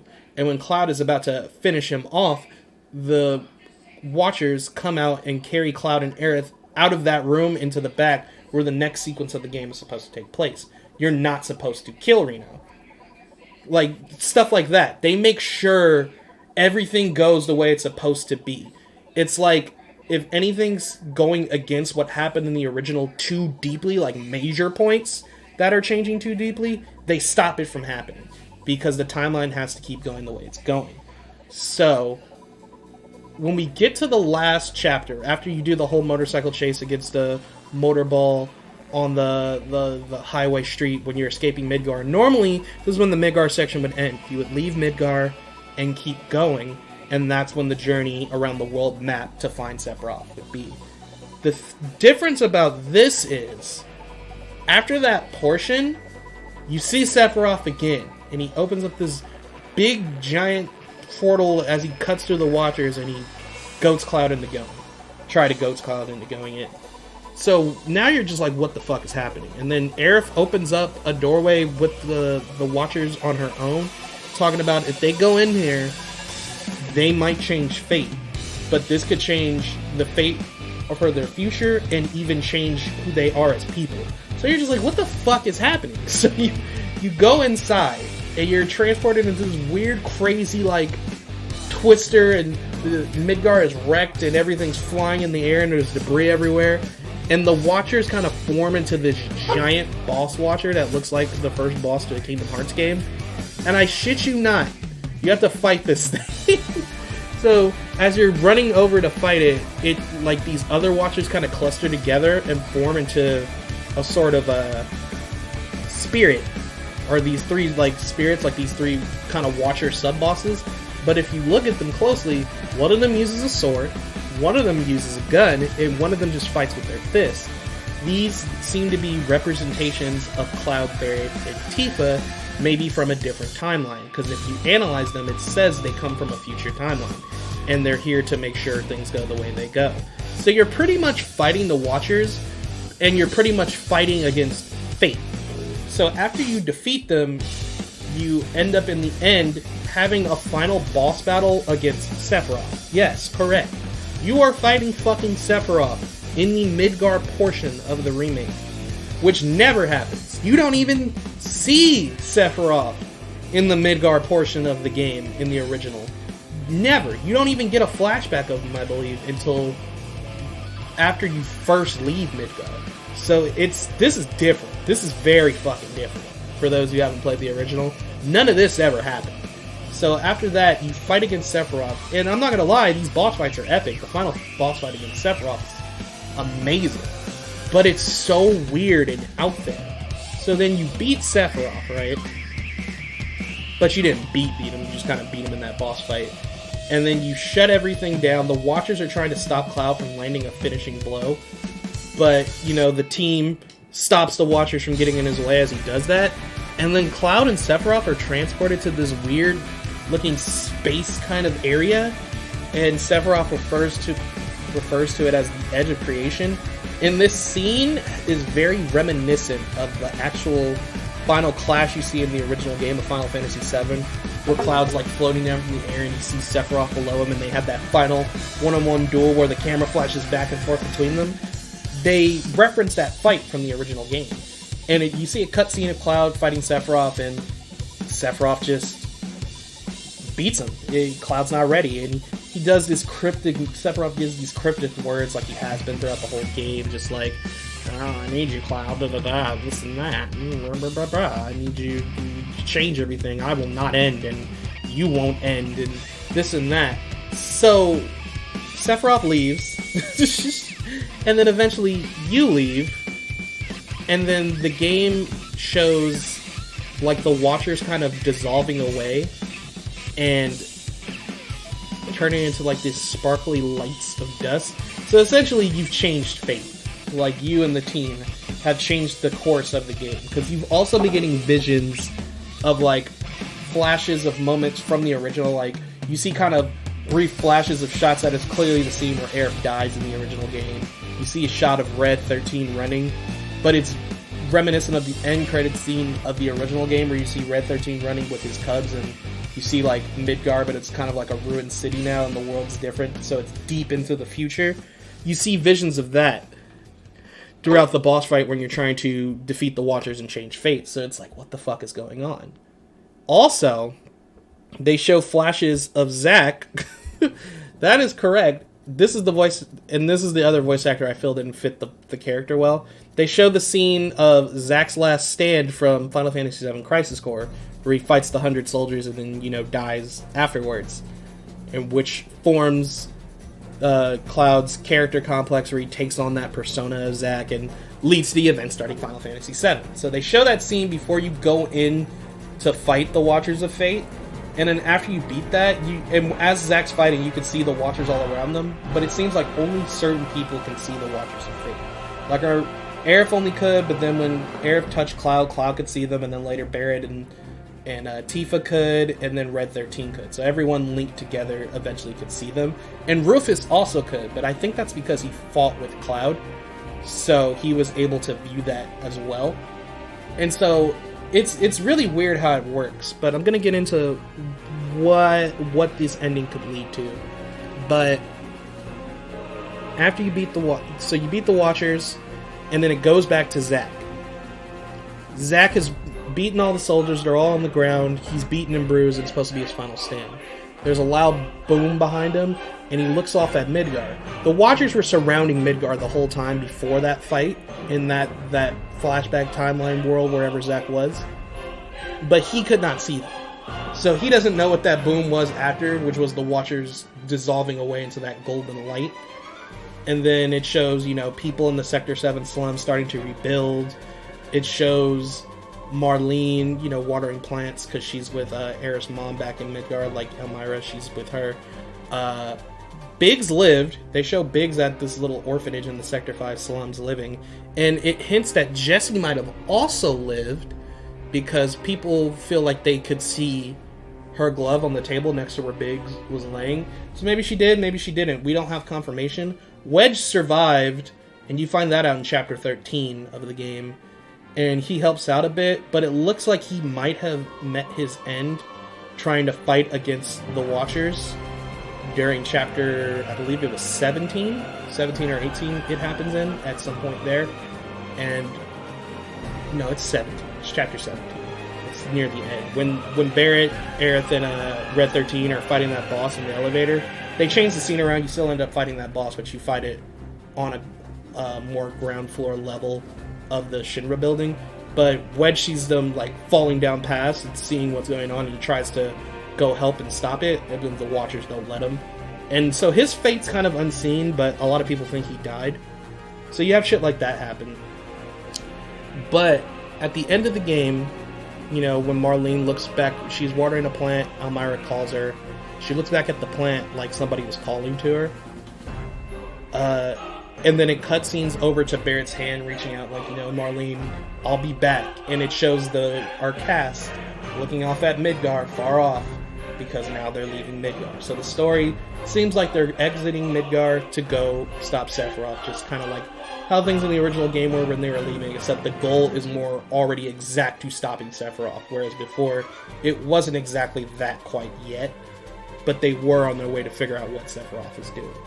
So as they're leaving, it flashes back to Zack's timeline where he, like I said, he won the battle. There's that big boom in the golden light. And the game kind of makes it allude to maybe fate changed so much that the Watchers didn't interfere and Zack lived. I personally don't know if he did or not. A lot of people take this as Zack surviving.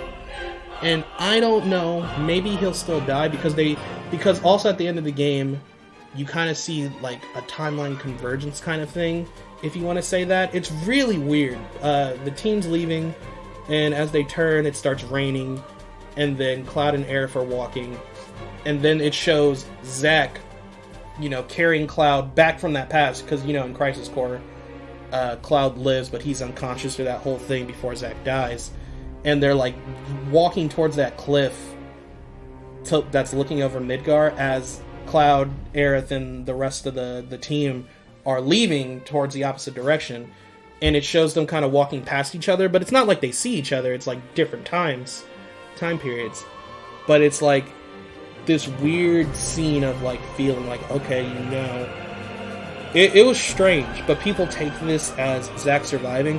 I don't personally yet. I could easily still see Zack dying, because I feel like Zack living is going to change too much, because the whole portion of the story where Zack dies and Cloud kind of goes through a mental breakdown and takes on Zack's persona wouldn't exist if Zack lived. So what's going to happen with Cloud's character? Is this what Aerith was referencing in terms of if we do this now, we will be changing ourselves? Like, you know, maybe that's something it referenced. But that scene happens when you see them walk back and forth and then back from each other in those two separate timeline kind of things. And then Aerith looks up at the sky and she says, oh, I missed the steel sky. And as it reaches up at the clouds, it says, the unknown story will continue, roll credits. And that's how the game ends. So, this shit is weird. And a lot of people have very mixed feelings about how it went down. So, let's talk about some theories that are going around that people have about this ending and how it can be interpreted for the future of the series. So, a lot of people hate this ending. A lot of people hate these changes. A lot of people thought this was completely unnecessary. This whole fate thing and timelines and all this. They're adding too much convolution to the Final Fantasy VII world. And they hate it. They want Nomura fired for what he's done. This and that. Personally, I think y'all need to calm down. Stop saying people should be fired because you didn't like that. You just don't like if you don't like the ending, if you don't like the game, that is perfectly fine. I agree with that. But also, some people that didn't like this, and then people say, well, you know what, I thought it was okay, or I liked it, they get like attacked and vice versa. People that don't like it get attacked. can we all just express our opinions without fucking arguing? It's a weird addition to the story. I will say that. I'm okay with it purely because I was already going into this game feeling like it was going to be a reimagining of a lot of things, and things are going to be changed around, things are going to be added, stuff like that. I already kind of expected stuff to happen along these lines. I didn't expect what happened with the whole Watchers of Fate deal to happen. That was some wild shit. But I was expecting stuff to be different, so it didn't impact me too negatively.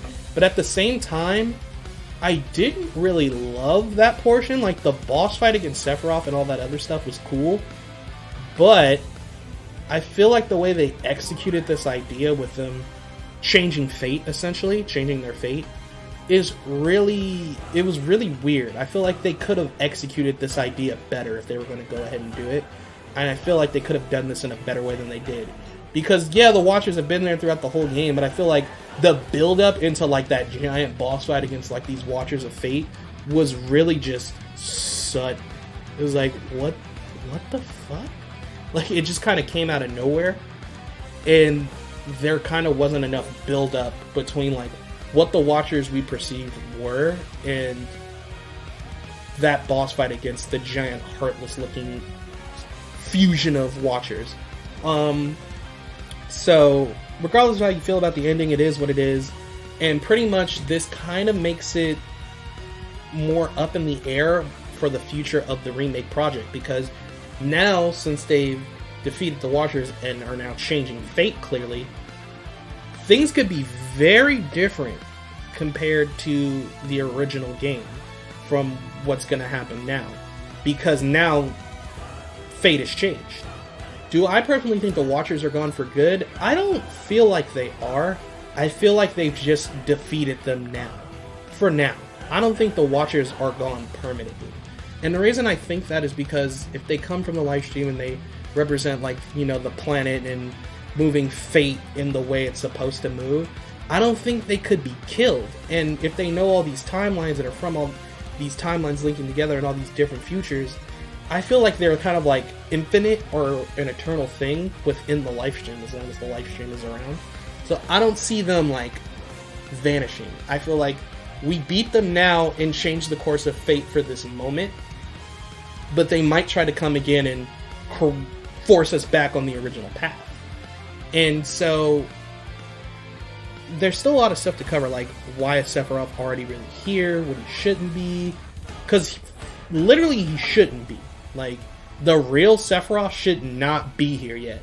But the way the game was showing stuff off, that had to be him. Like, for real, that had to be him. It couldn't have been like a piece of Genova that like shapeshifted into a form of Sephiroth and was representing him. It just was like all signs kind of point to it being him. And so there's a couple of theories already going around. So regardless of if you don't like the game or if it's ending or if you like the game's ending or whatever, I'm just going to go over a few theories and then I'm going to briefly go over what I think could also be a possibility. And then we'll just round things up from there. So the main thing we see talked about online is that the Watchers of Fate are kind of like this meta representation of the fans, or the idea that the remake should be an exact remake and go the exact course of the story it should go from the original. It should be exactly the same. That's what people perceive the Watchers to kind of represent in a meta state of mind, like outside of the story. And the characters fighting against Fate and the Watchers of Fate and all of this stuff is more of a representation of Nomura and the team working on the remake, making changes and doing alterations to the story for the remake. Now, I understand if people hate this and dislike this because they're changing the main story of this classic beloved game. It makes complete sense. But for me, you have to understand, me personally, I was expecting this stuff to happen. This is definitely a reimagining of the story. People are like, they false advertised it, it's not a... But they didn't really, because in interviews they said they were going to reimagine a lot of parts and do a lot of additions. They made it clear that a lot of stuff was going to change.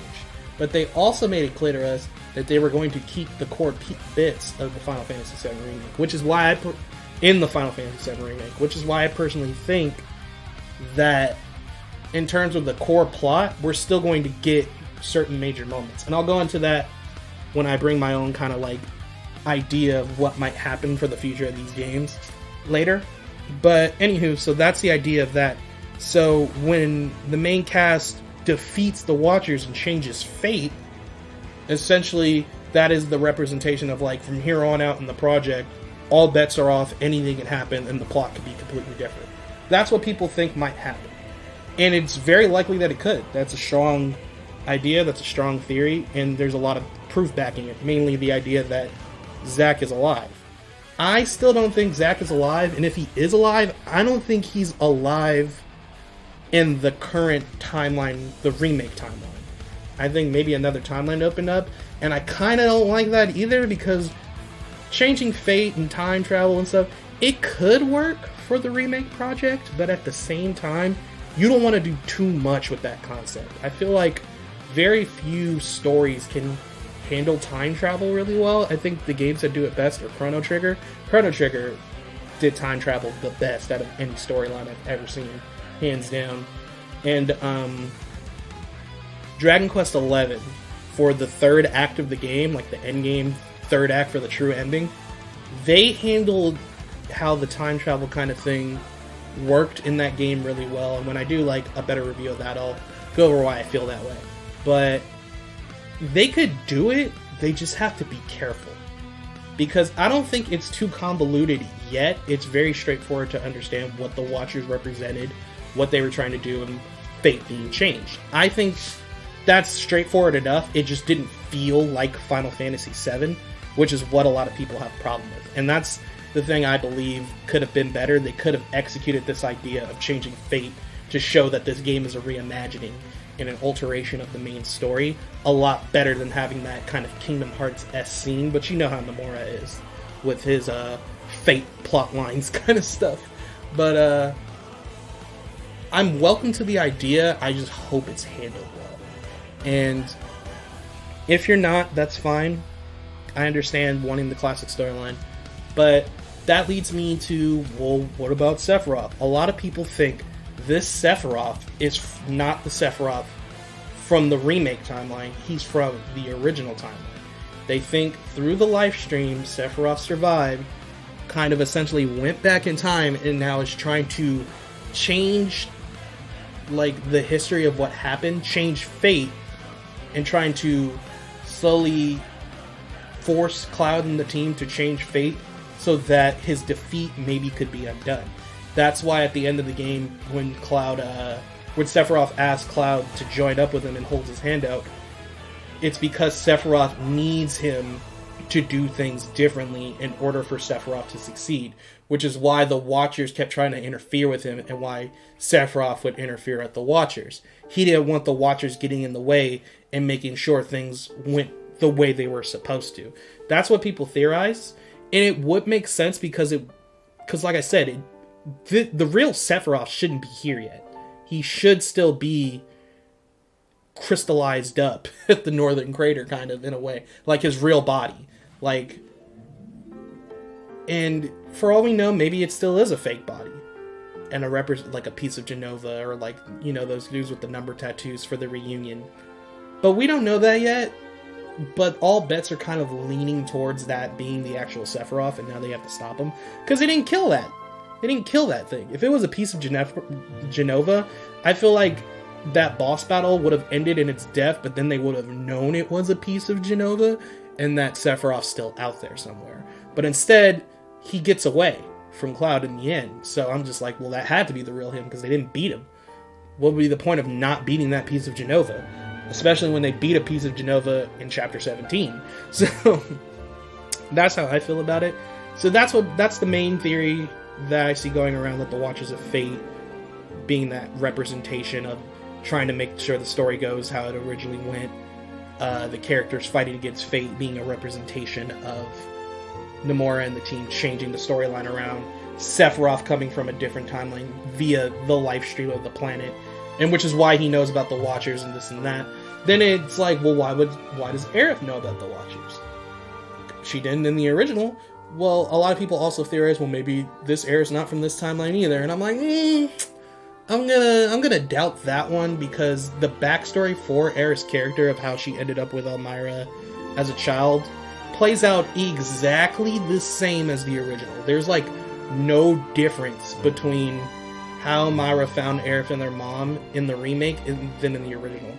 If she found Aerith in the remake differently as compared to the original game, I'd be more inclined to believe that maybe this Aerith was from a different part of a different timeline, kind of like how with the idea of Sephiroth. That one's more viable than believing Aerith is. I feel like this Aerith is the Aerith that's intended to be here. They just changed plot around so the Watchers exist in a more prominent role in the main story as opposed to the remake. Or maybe the Watchers became more prominent because Sephiroth interfered and joined up with this timeline. So maybe that's why they're seeing him now, because they're like, okay, maybe, let's say, for example, normally time just goes the way it's supposed to go all the time, and the Watchers don't really have to interfere as much.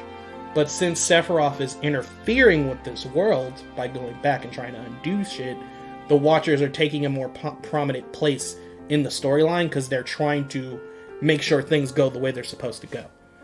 Because in the Final Fantasy VII game, it ends with Sephiroth's defeat.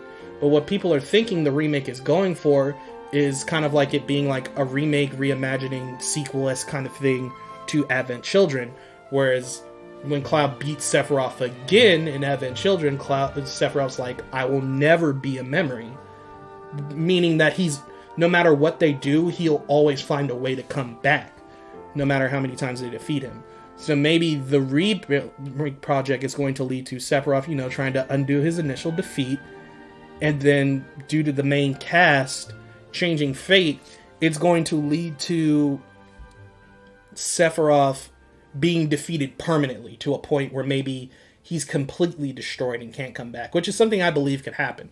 Like, fates change, so they still beat Sephiroth, but this time Sephiroth will be gone for good. Like, there's no way he could come back.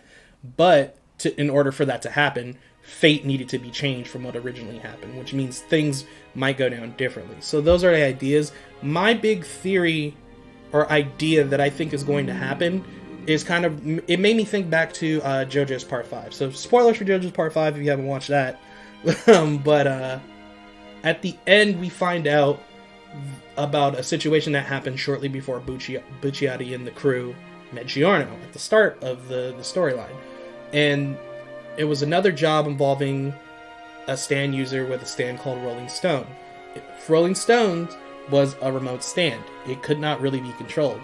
But when someone was fated to die, it'd be carved into the stone pretty much. And if the stone touched you, you would be content with your death, essentially, and you would eventually kill yourself. But it'd be a more kind of, I guess, comforting way of dying than what would actually be your fated death.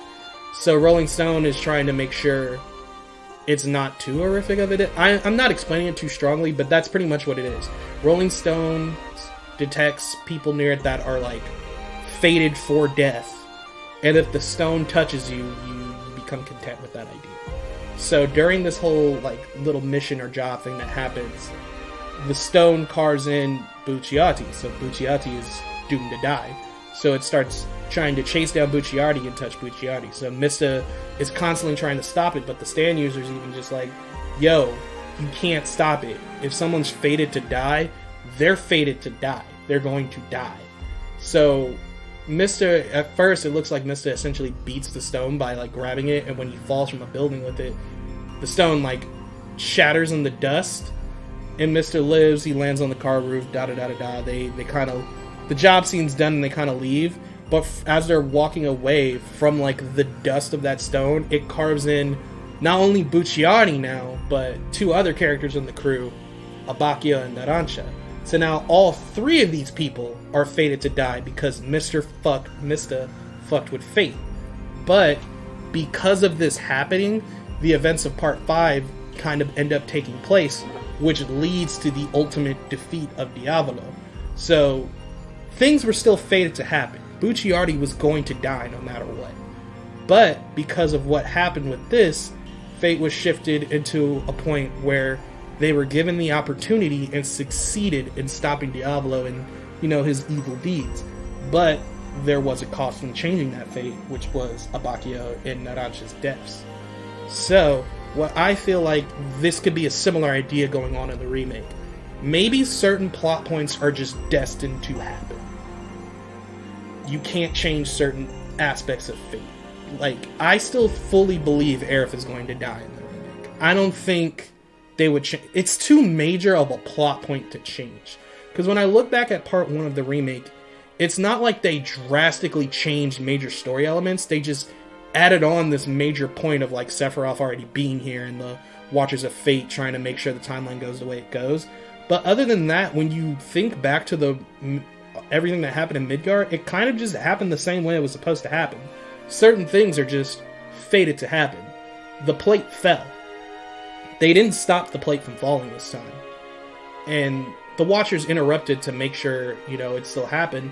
But I think the Watchers are eternal. Like, you can't completely kill them.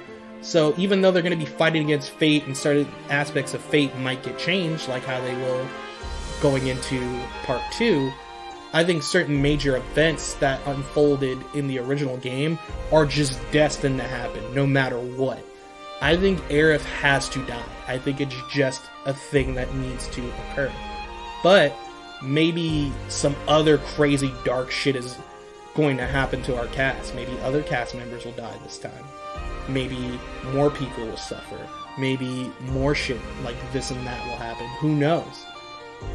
But what I feel like will happen is we'll still visit the same locations, the same parts of the world map, and do certain events, but they'll be going down differently. Like Costa del Sol, or whatever it's called in the original, you know what I mean, like the little port city that you land in on the boat and all that.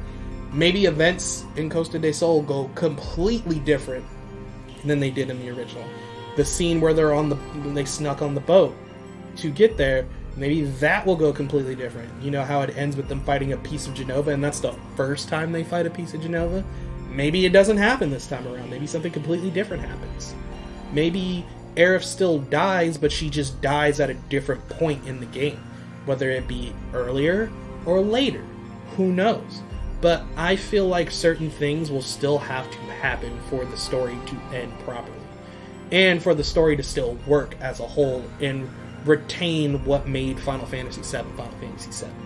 Like, if Aerith lives, it's nice because people, you know, they didn't want her to die and you want to save her. But it's something that's so necessary and so important and impactful to the main plot. I feel like changing it would, like, ruin a lot of things, and it would piss people off. You know, people would still be like, oh, cool, Aerith lived, but at the same time, it's just like, yo, you can't be fucking doing this, bro. You know, it has to happen. Certain character backstories still have to be shown. Like Barrett's whole thing was kind of hinted at with the whole thing with his hometown and his best friend. When Barrett looked down at his gun arm and was like, you know, Shinra's taking stuff from me. It was referencing that point that we're going to see hopefully in episode 2. But that's what I feel like it's going to be. They've changed fate, so maybe the overall ending of the game might lead to a more completed defeat of Sephiroth. He won't just be beaten, he'll be gone for good. But because of that, now they're in for kind of like a darker journey or path to achieve that goal. So maybe, like, because people are seeing it like, oh, the remake is essentially saying the original game is like the dark timeline. I don't necessarily see that, because that timeline does have a lot of loss, especially in the first disc with, you know, Biggs, Jesse, Wedge, Zack, and Aerith. But maybe that was the most positive outcome, because only one party member died. One main party member died, and only one in the original Final Fantasy VII. Let's say it's like that JoJo situation, and maybe, yes, they destroy Sephiroth for good, there's no way he can ever come back. But not only does Aerith still die, but let's say 2 other characters die too. And it's just sudden and shocking. You know? That's the price you have to pay for changing fate. So maybe fate is going the way it was supposed to go, or trying to go the way it was supposed to go, because they're like, this is the best possible outcome we could have. You know, maybe this had the fewest casualties. For all we know, this path could lead to more tragedy and death than the original ever did. That's just my thoughts, though. I think they're going to follow a plot line that still continues with the core structure of the game, but just has a lot of events in between playing out differently. The point A to point B journey will be different, but the result, getting to point B, will always be the same. You know? You can't change it. Sephiroth will still be defeated. He can't change his defeat. You know what I mean? But a lot more twisted shit might unfold. He's trying to change fate to undo his defeat. Allegedly. This is people theorizing. I believe that could be a possibility too. And if that's the only time travel thing that kind of happens, Sephiroth just going back through the live stream to trying to change fate, and them fighting against fate, and that's why events in the remake go differently, that'll be perfect. We don't need any other time travel besides that. We don't need to go different timelines, different worlds. We don't need to do any of that shit. Just make this an alternate world from the original game, and that's it. Don't do anything further. So let's say they do that, and Sephiroth's trying to undo his defeat, but he still ends up defeated because it's just always fated to happen. He's always fated to lose. It's just an even worse defeat now. But maybe more destruction is left in his wake, because Sephiroth is free now. Sephiroth is out. If we're correct and this really is Sephiroth, he's out on these streets. So he has the potential to do a lot more damage to the team and the world than he did in the original. Because now it's not like, okay, I need all these things to go smoothly so I can actually be freed and drop meteor on the planet. So we'll see what happens. And also the whole thing with Zack, I'm not sure. I still think Zack is going to die. And at the very least, I don't think that Zack is going to be within our remake timeline. Maybe now a new timeline happened where Zack lives and now he's the main character of that timeline. I don't really want that, though. I feel like it's another thing that just should be fated to happen. Like, Zack's death and Aerith's death just need to happen to make the plot go. So maybe when episode 2 starts, it kind of leaves off on that cliffhanger of like, oh, we're almost back to Midgar, and then it shows Zack's death scene, and then maybe Cloud like wakes up from a nightmare or something, because it's like a crazy distorted flashback. Because that's such a major aspect to Cloud's character, having Zack's death be so impactful to him, and why his psyche changes to take on that persona of Zack throughout the game, and then leading to his breakdown when he remembers what really happens and all that shit. Like, it works so well. So I feel like that's another main thing that can't be changed. So that's my theory about it. You don't have to believe me. It's just how I feel it should be handled and may be handled. But only time will tell what happens with the remake. So, you know, just to wrap things up, this is the longest podcast I've done. It's almost 2 hours. I don't know if I can upload 2 hours. I think it only lets me upload it up to an hour and a half. What'll happen is, let's just say if I can't upload the full thing all in one episode, I'll upload, you know, the first hour and a half, and then like this last 20-30 minutes I'll upload alongside it just as a separate thing, so you just have to listen to them back to back. Gonna be weird, but it is what it is. But anywho, that's about it. Those are my thoughts on the ending, what could be theorized to be possible from here on out with part 2, but we don't know anything yet. It's not a convoluted, I don't think it's too convoluted yet. It was just kind of like a weird way of doing this. They didn't have to add all that craziness at the end to have it be something that changes fate. Like, the Watchers are fine, in my personal opinion. It just didn't need to get that intense, I feel. I feel like that was just unnecessary extra that didn't feel Final Fantasy VII. Maybe if that stuff happened later in the story, I'd be more inclined to be okay with it, because that's when shit would start hitting the fan. But I feel like it was too early to do something that big, you know? It was they didn't need all that extra at the end. They could have ended it with the motorball fight, and maybe some other stuff happens and fate is slowly being shifted instead of them just doing that battle and changing fate. But I don't think the Watchers are gone yet. I think they'll still play a role in trying to make sure major plot things happen. They're just destined to happen. But we'll see. We'll see. I'm looking forward to it. And if you didn't like this game, just know that this will never negate the impact or the legacy of the original. Like, the original is always going to be regarded as one of the greatest games of all time. And the remake can't really stain that reputation. I've seen people say, like, this game spat in the face of all the classic Final Fantasy VII fans. It didn't spit in your face, because there are people out there that do like this game. And if you don't like the ending or what they did, that is perfectly fine, because I'm really iffy about it too. But I am hopeful and curious to see what they plan to do, as are a lot of people. So you don't need to be disrespectful. I've heard people say, like, you gotta be fucking stupid to like what they did with the Remake edition now. I'm just like, okay, you don't need to insult other people's intelligence because you didn't like the way something was handled. Be a big boy, express your own opinions in a manner like a grown-ass man. Because I've seen plenty of critiques and videos and criticisms going over the ending and what it could mean and how people felt about it. And a lot of people aren't really vibing to this ending, but it's fair because they gave fair criticism to it and were adults and didn't try to shit on people that did like it. They said, if you liked it, more power to you. I want you to like it. But I'm glad you can enjoy something like that. But these are just my personal thoughts, and I'm not going to lie to myself, which is fair because I agree. I thought that last sequence was so unnecessary. If they wanted to do this whole fate-changing plot kind of thing for the remake, they didn't need to go that far. They just didn't. But, again, we do not know what's going to happen next. We don't. The way that Part 1 ended, you cannot confirm anything yet. So, people can give theories and their thoughts, but don't believe someone that's like, this is 100% going to happen. Shut the fuck up. We all know it is. No. We don't know what's going to happen yet. You're going to have to wait and see. Which is exciting and scary at the same time for a lot of people I know. But regardless of all of that, the remake is a fantastic game, especially looking at it from a gameplay standpoint. Fantastic music, fantastic visuals, fantastic gameplay and combat.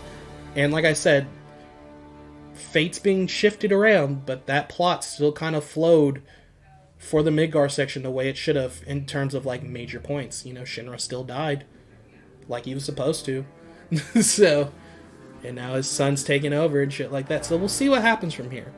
And I feel like whether you're a veteran fan or a newbie or just curious about RPGs or love RPGs, I highly recommend this game. I fully think, even with this very polarizing and controversial ending, that the game is worth the $60 price tag. It is very fun. There is a sort of endgame kind of thing where after you beat the game, you can pretty much select to replay chapters, and a hard mode is now unlocked.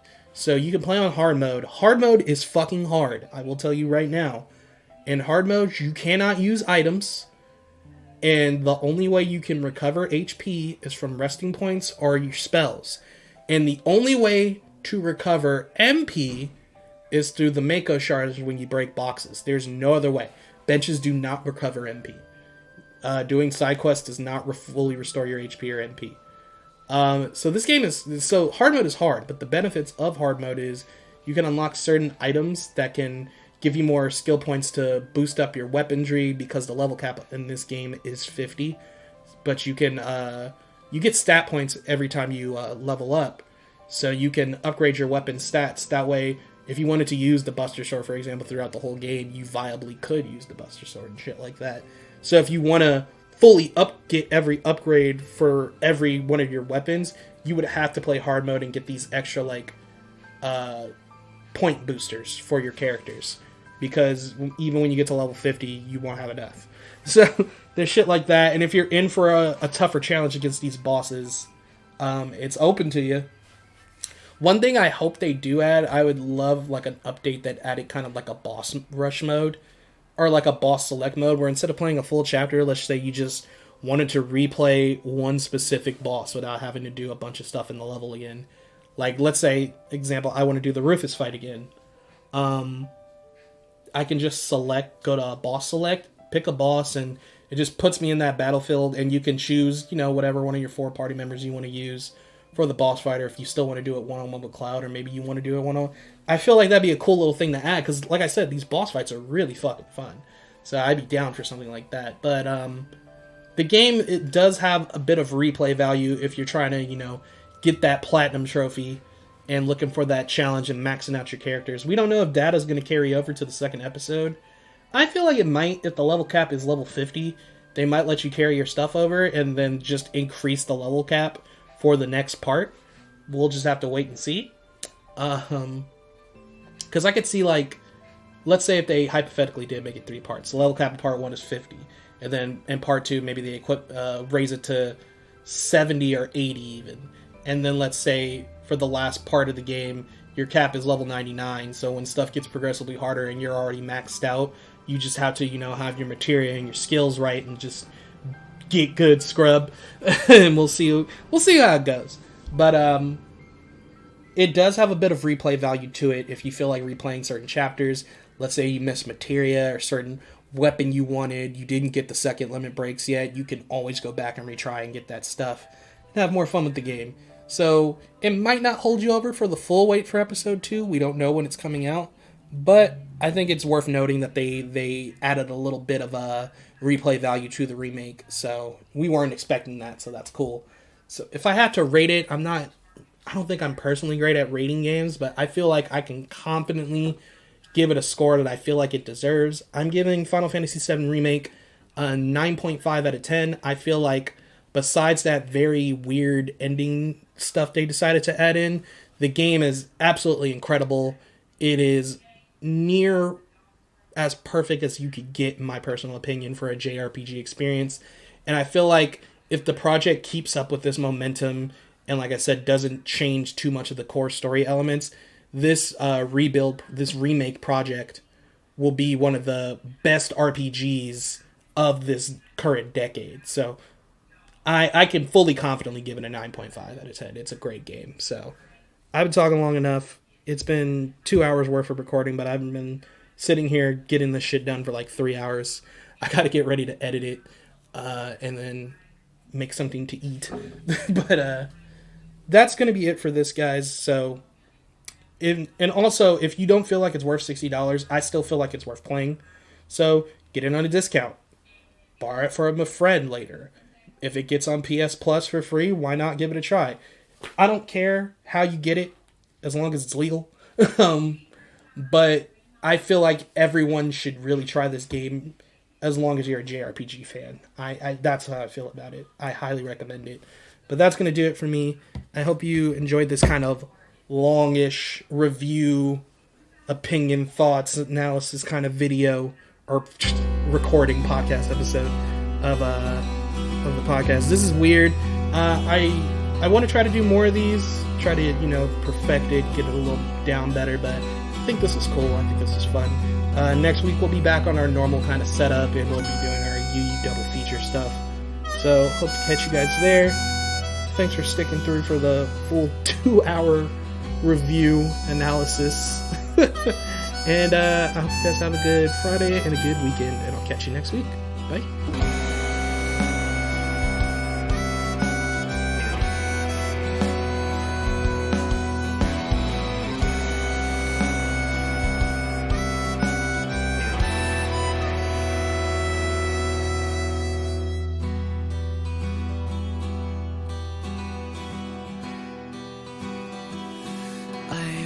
Be lost, drifting alone, floating up high, time after time, and there you'd be, shining brightly, your smiling face to guide my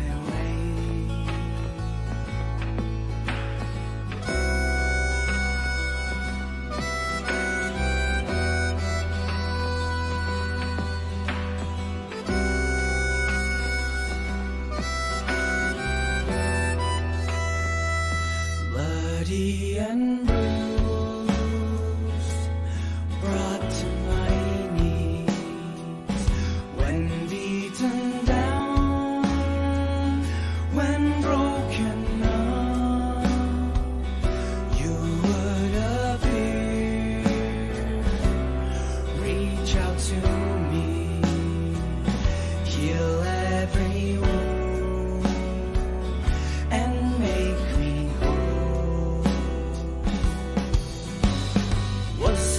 the dream.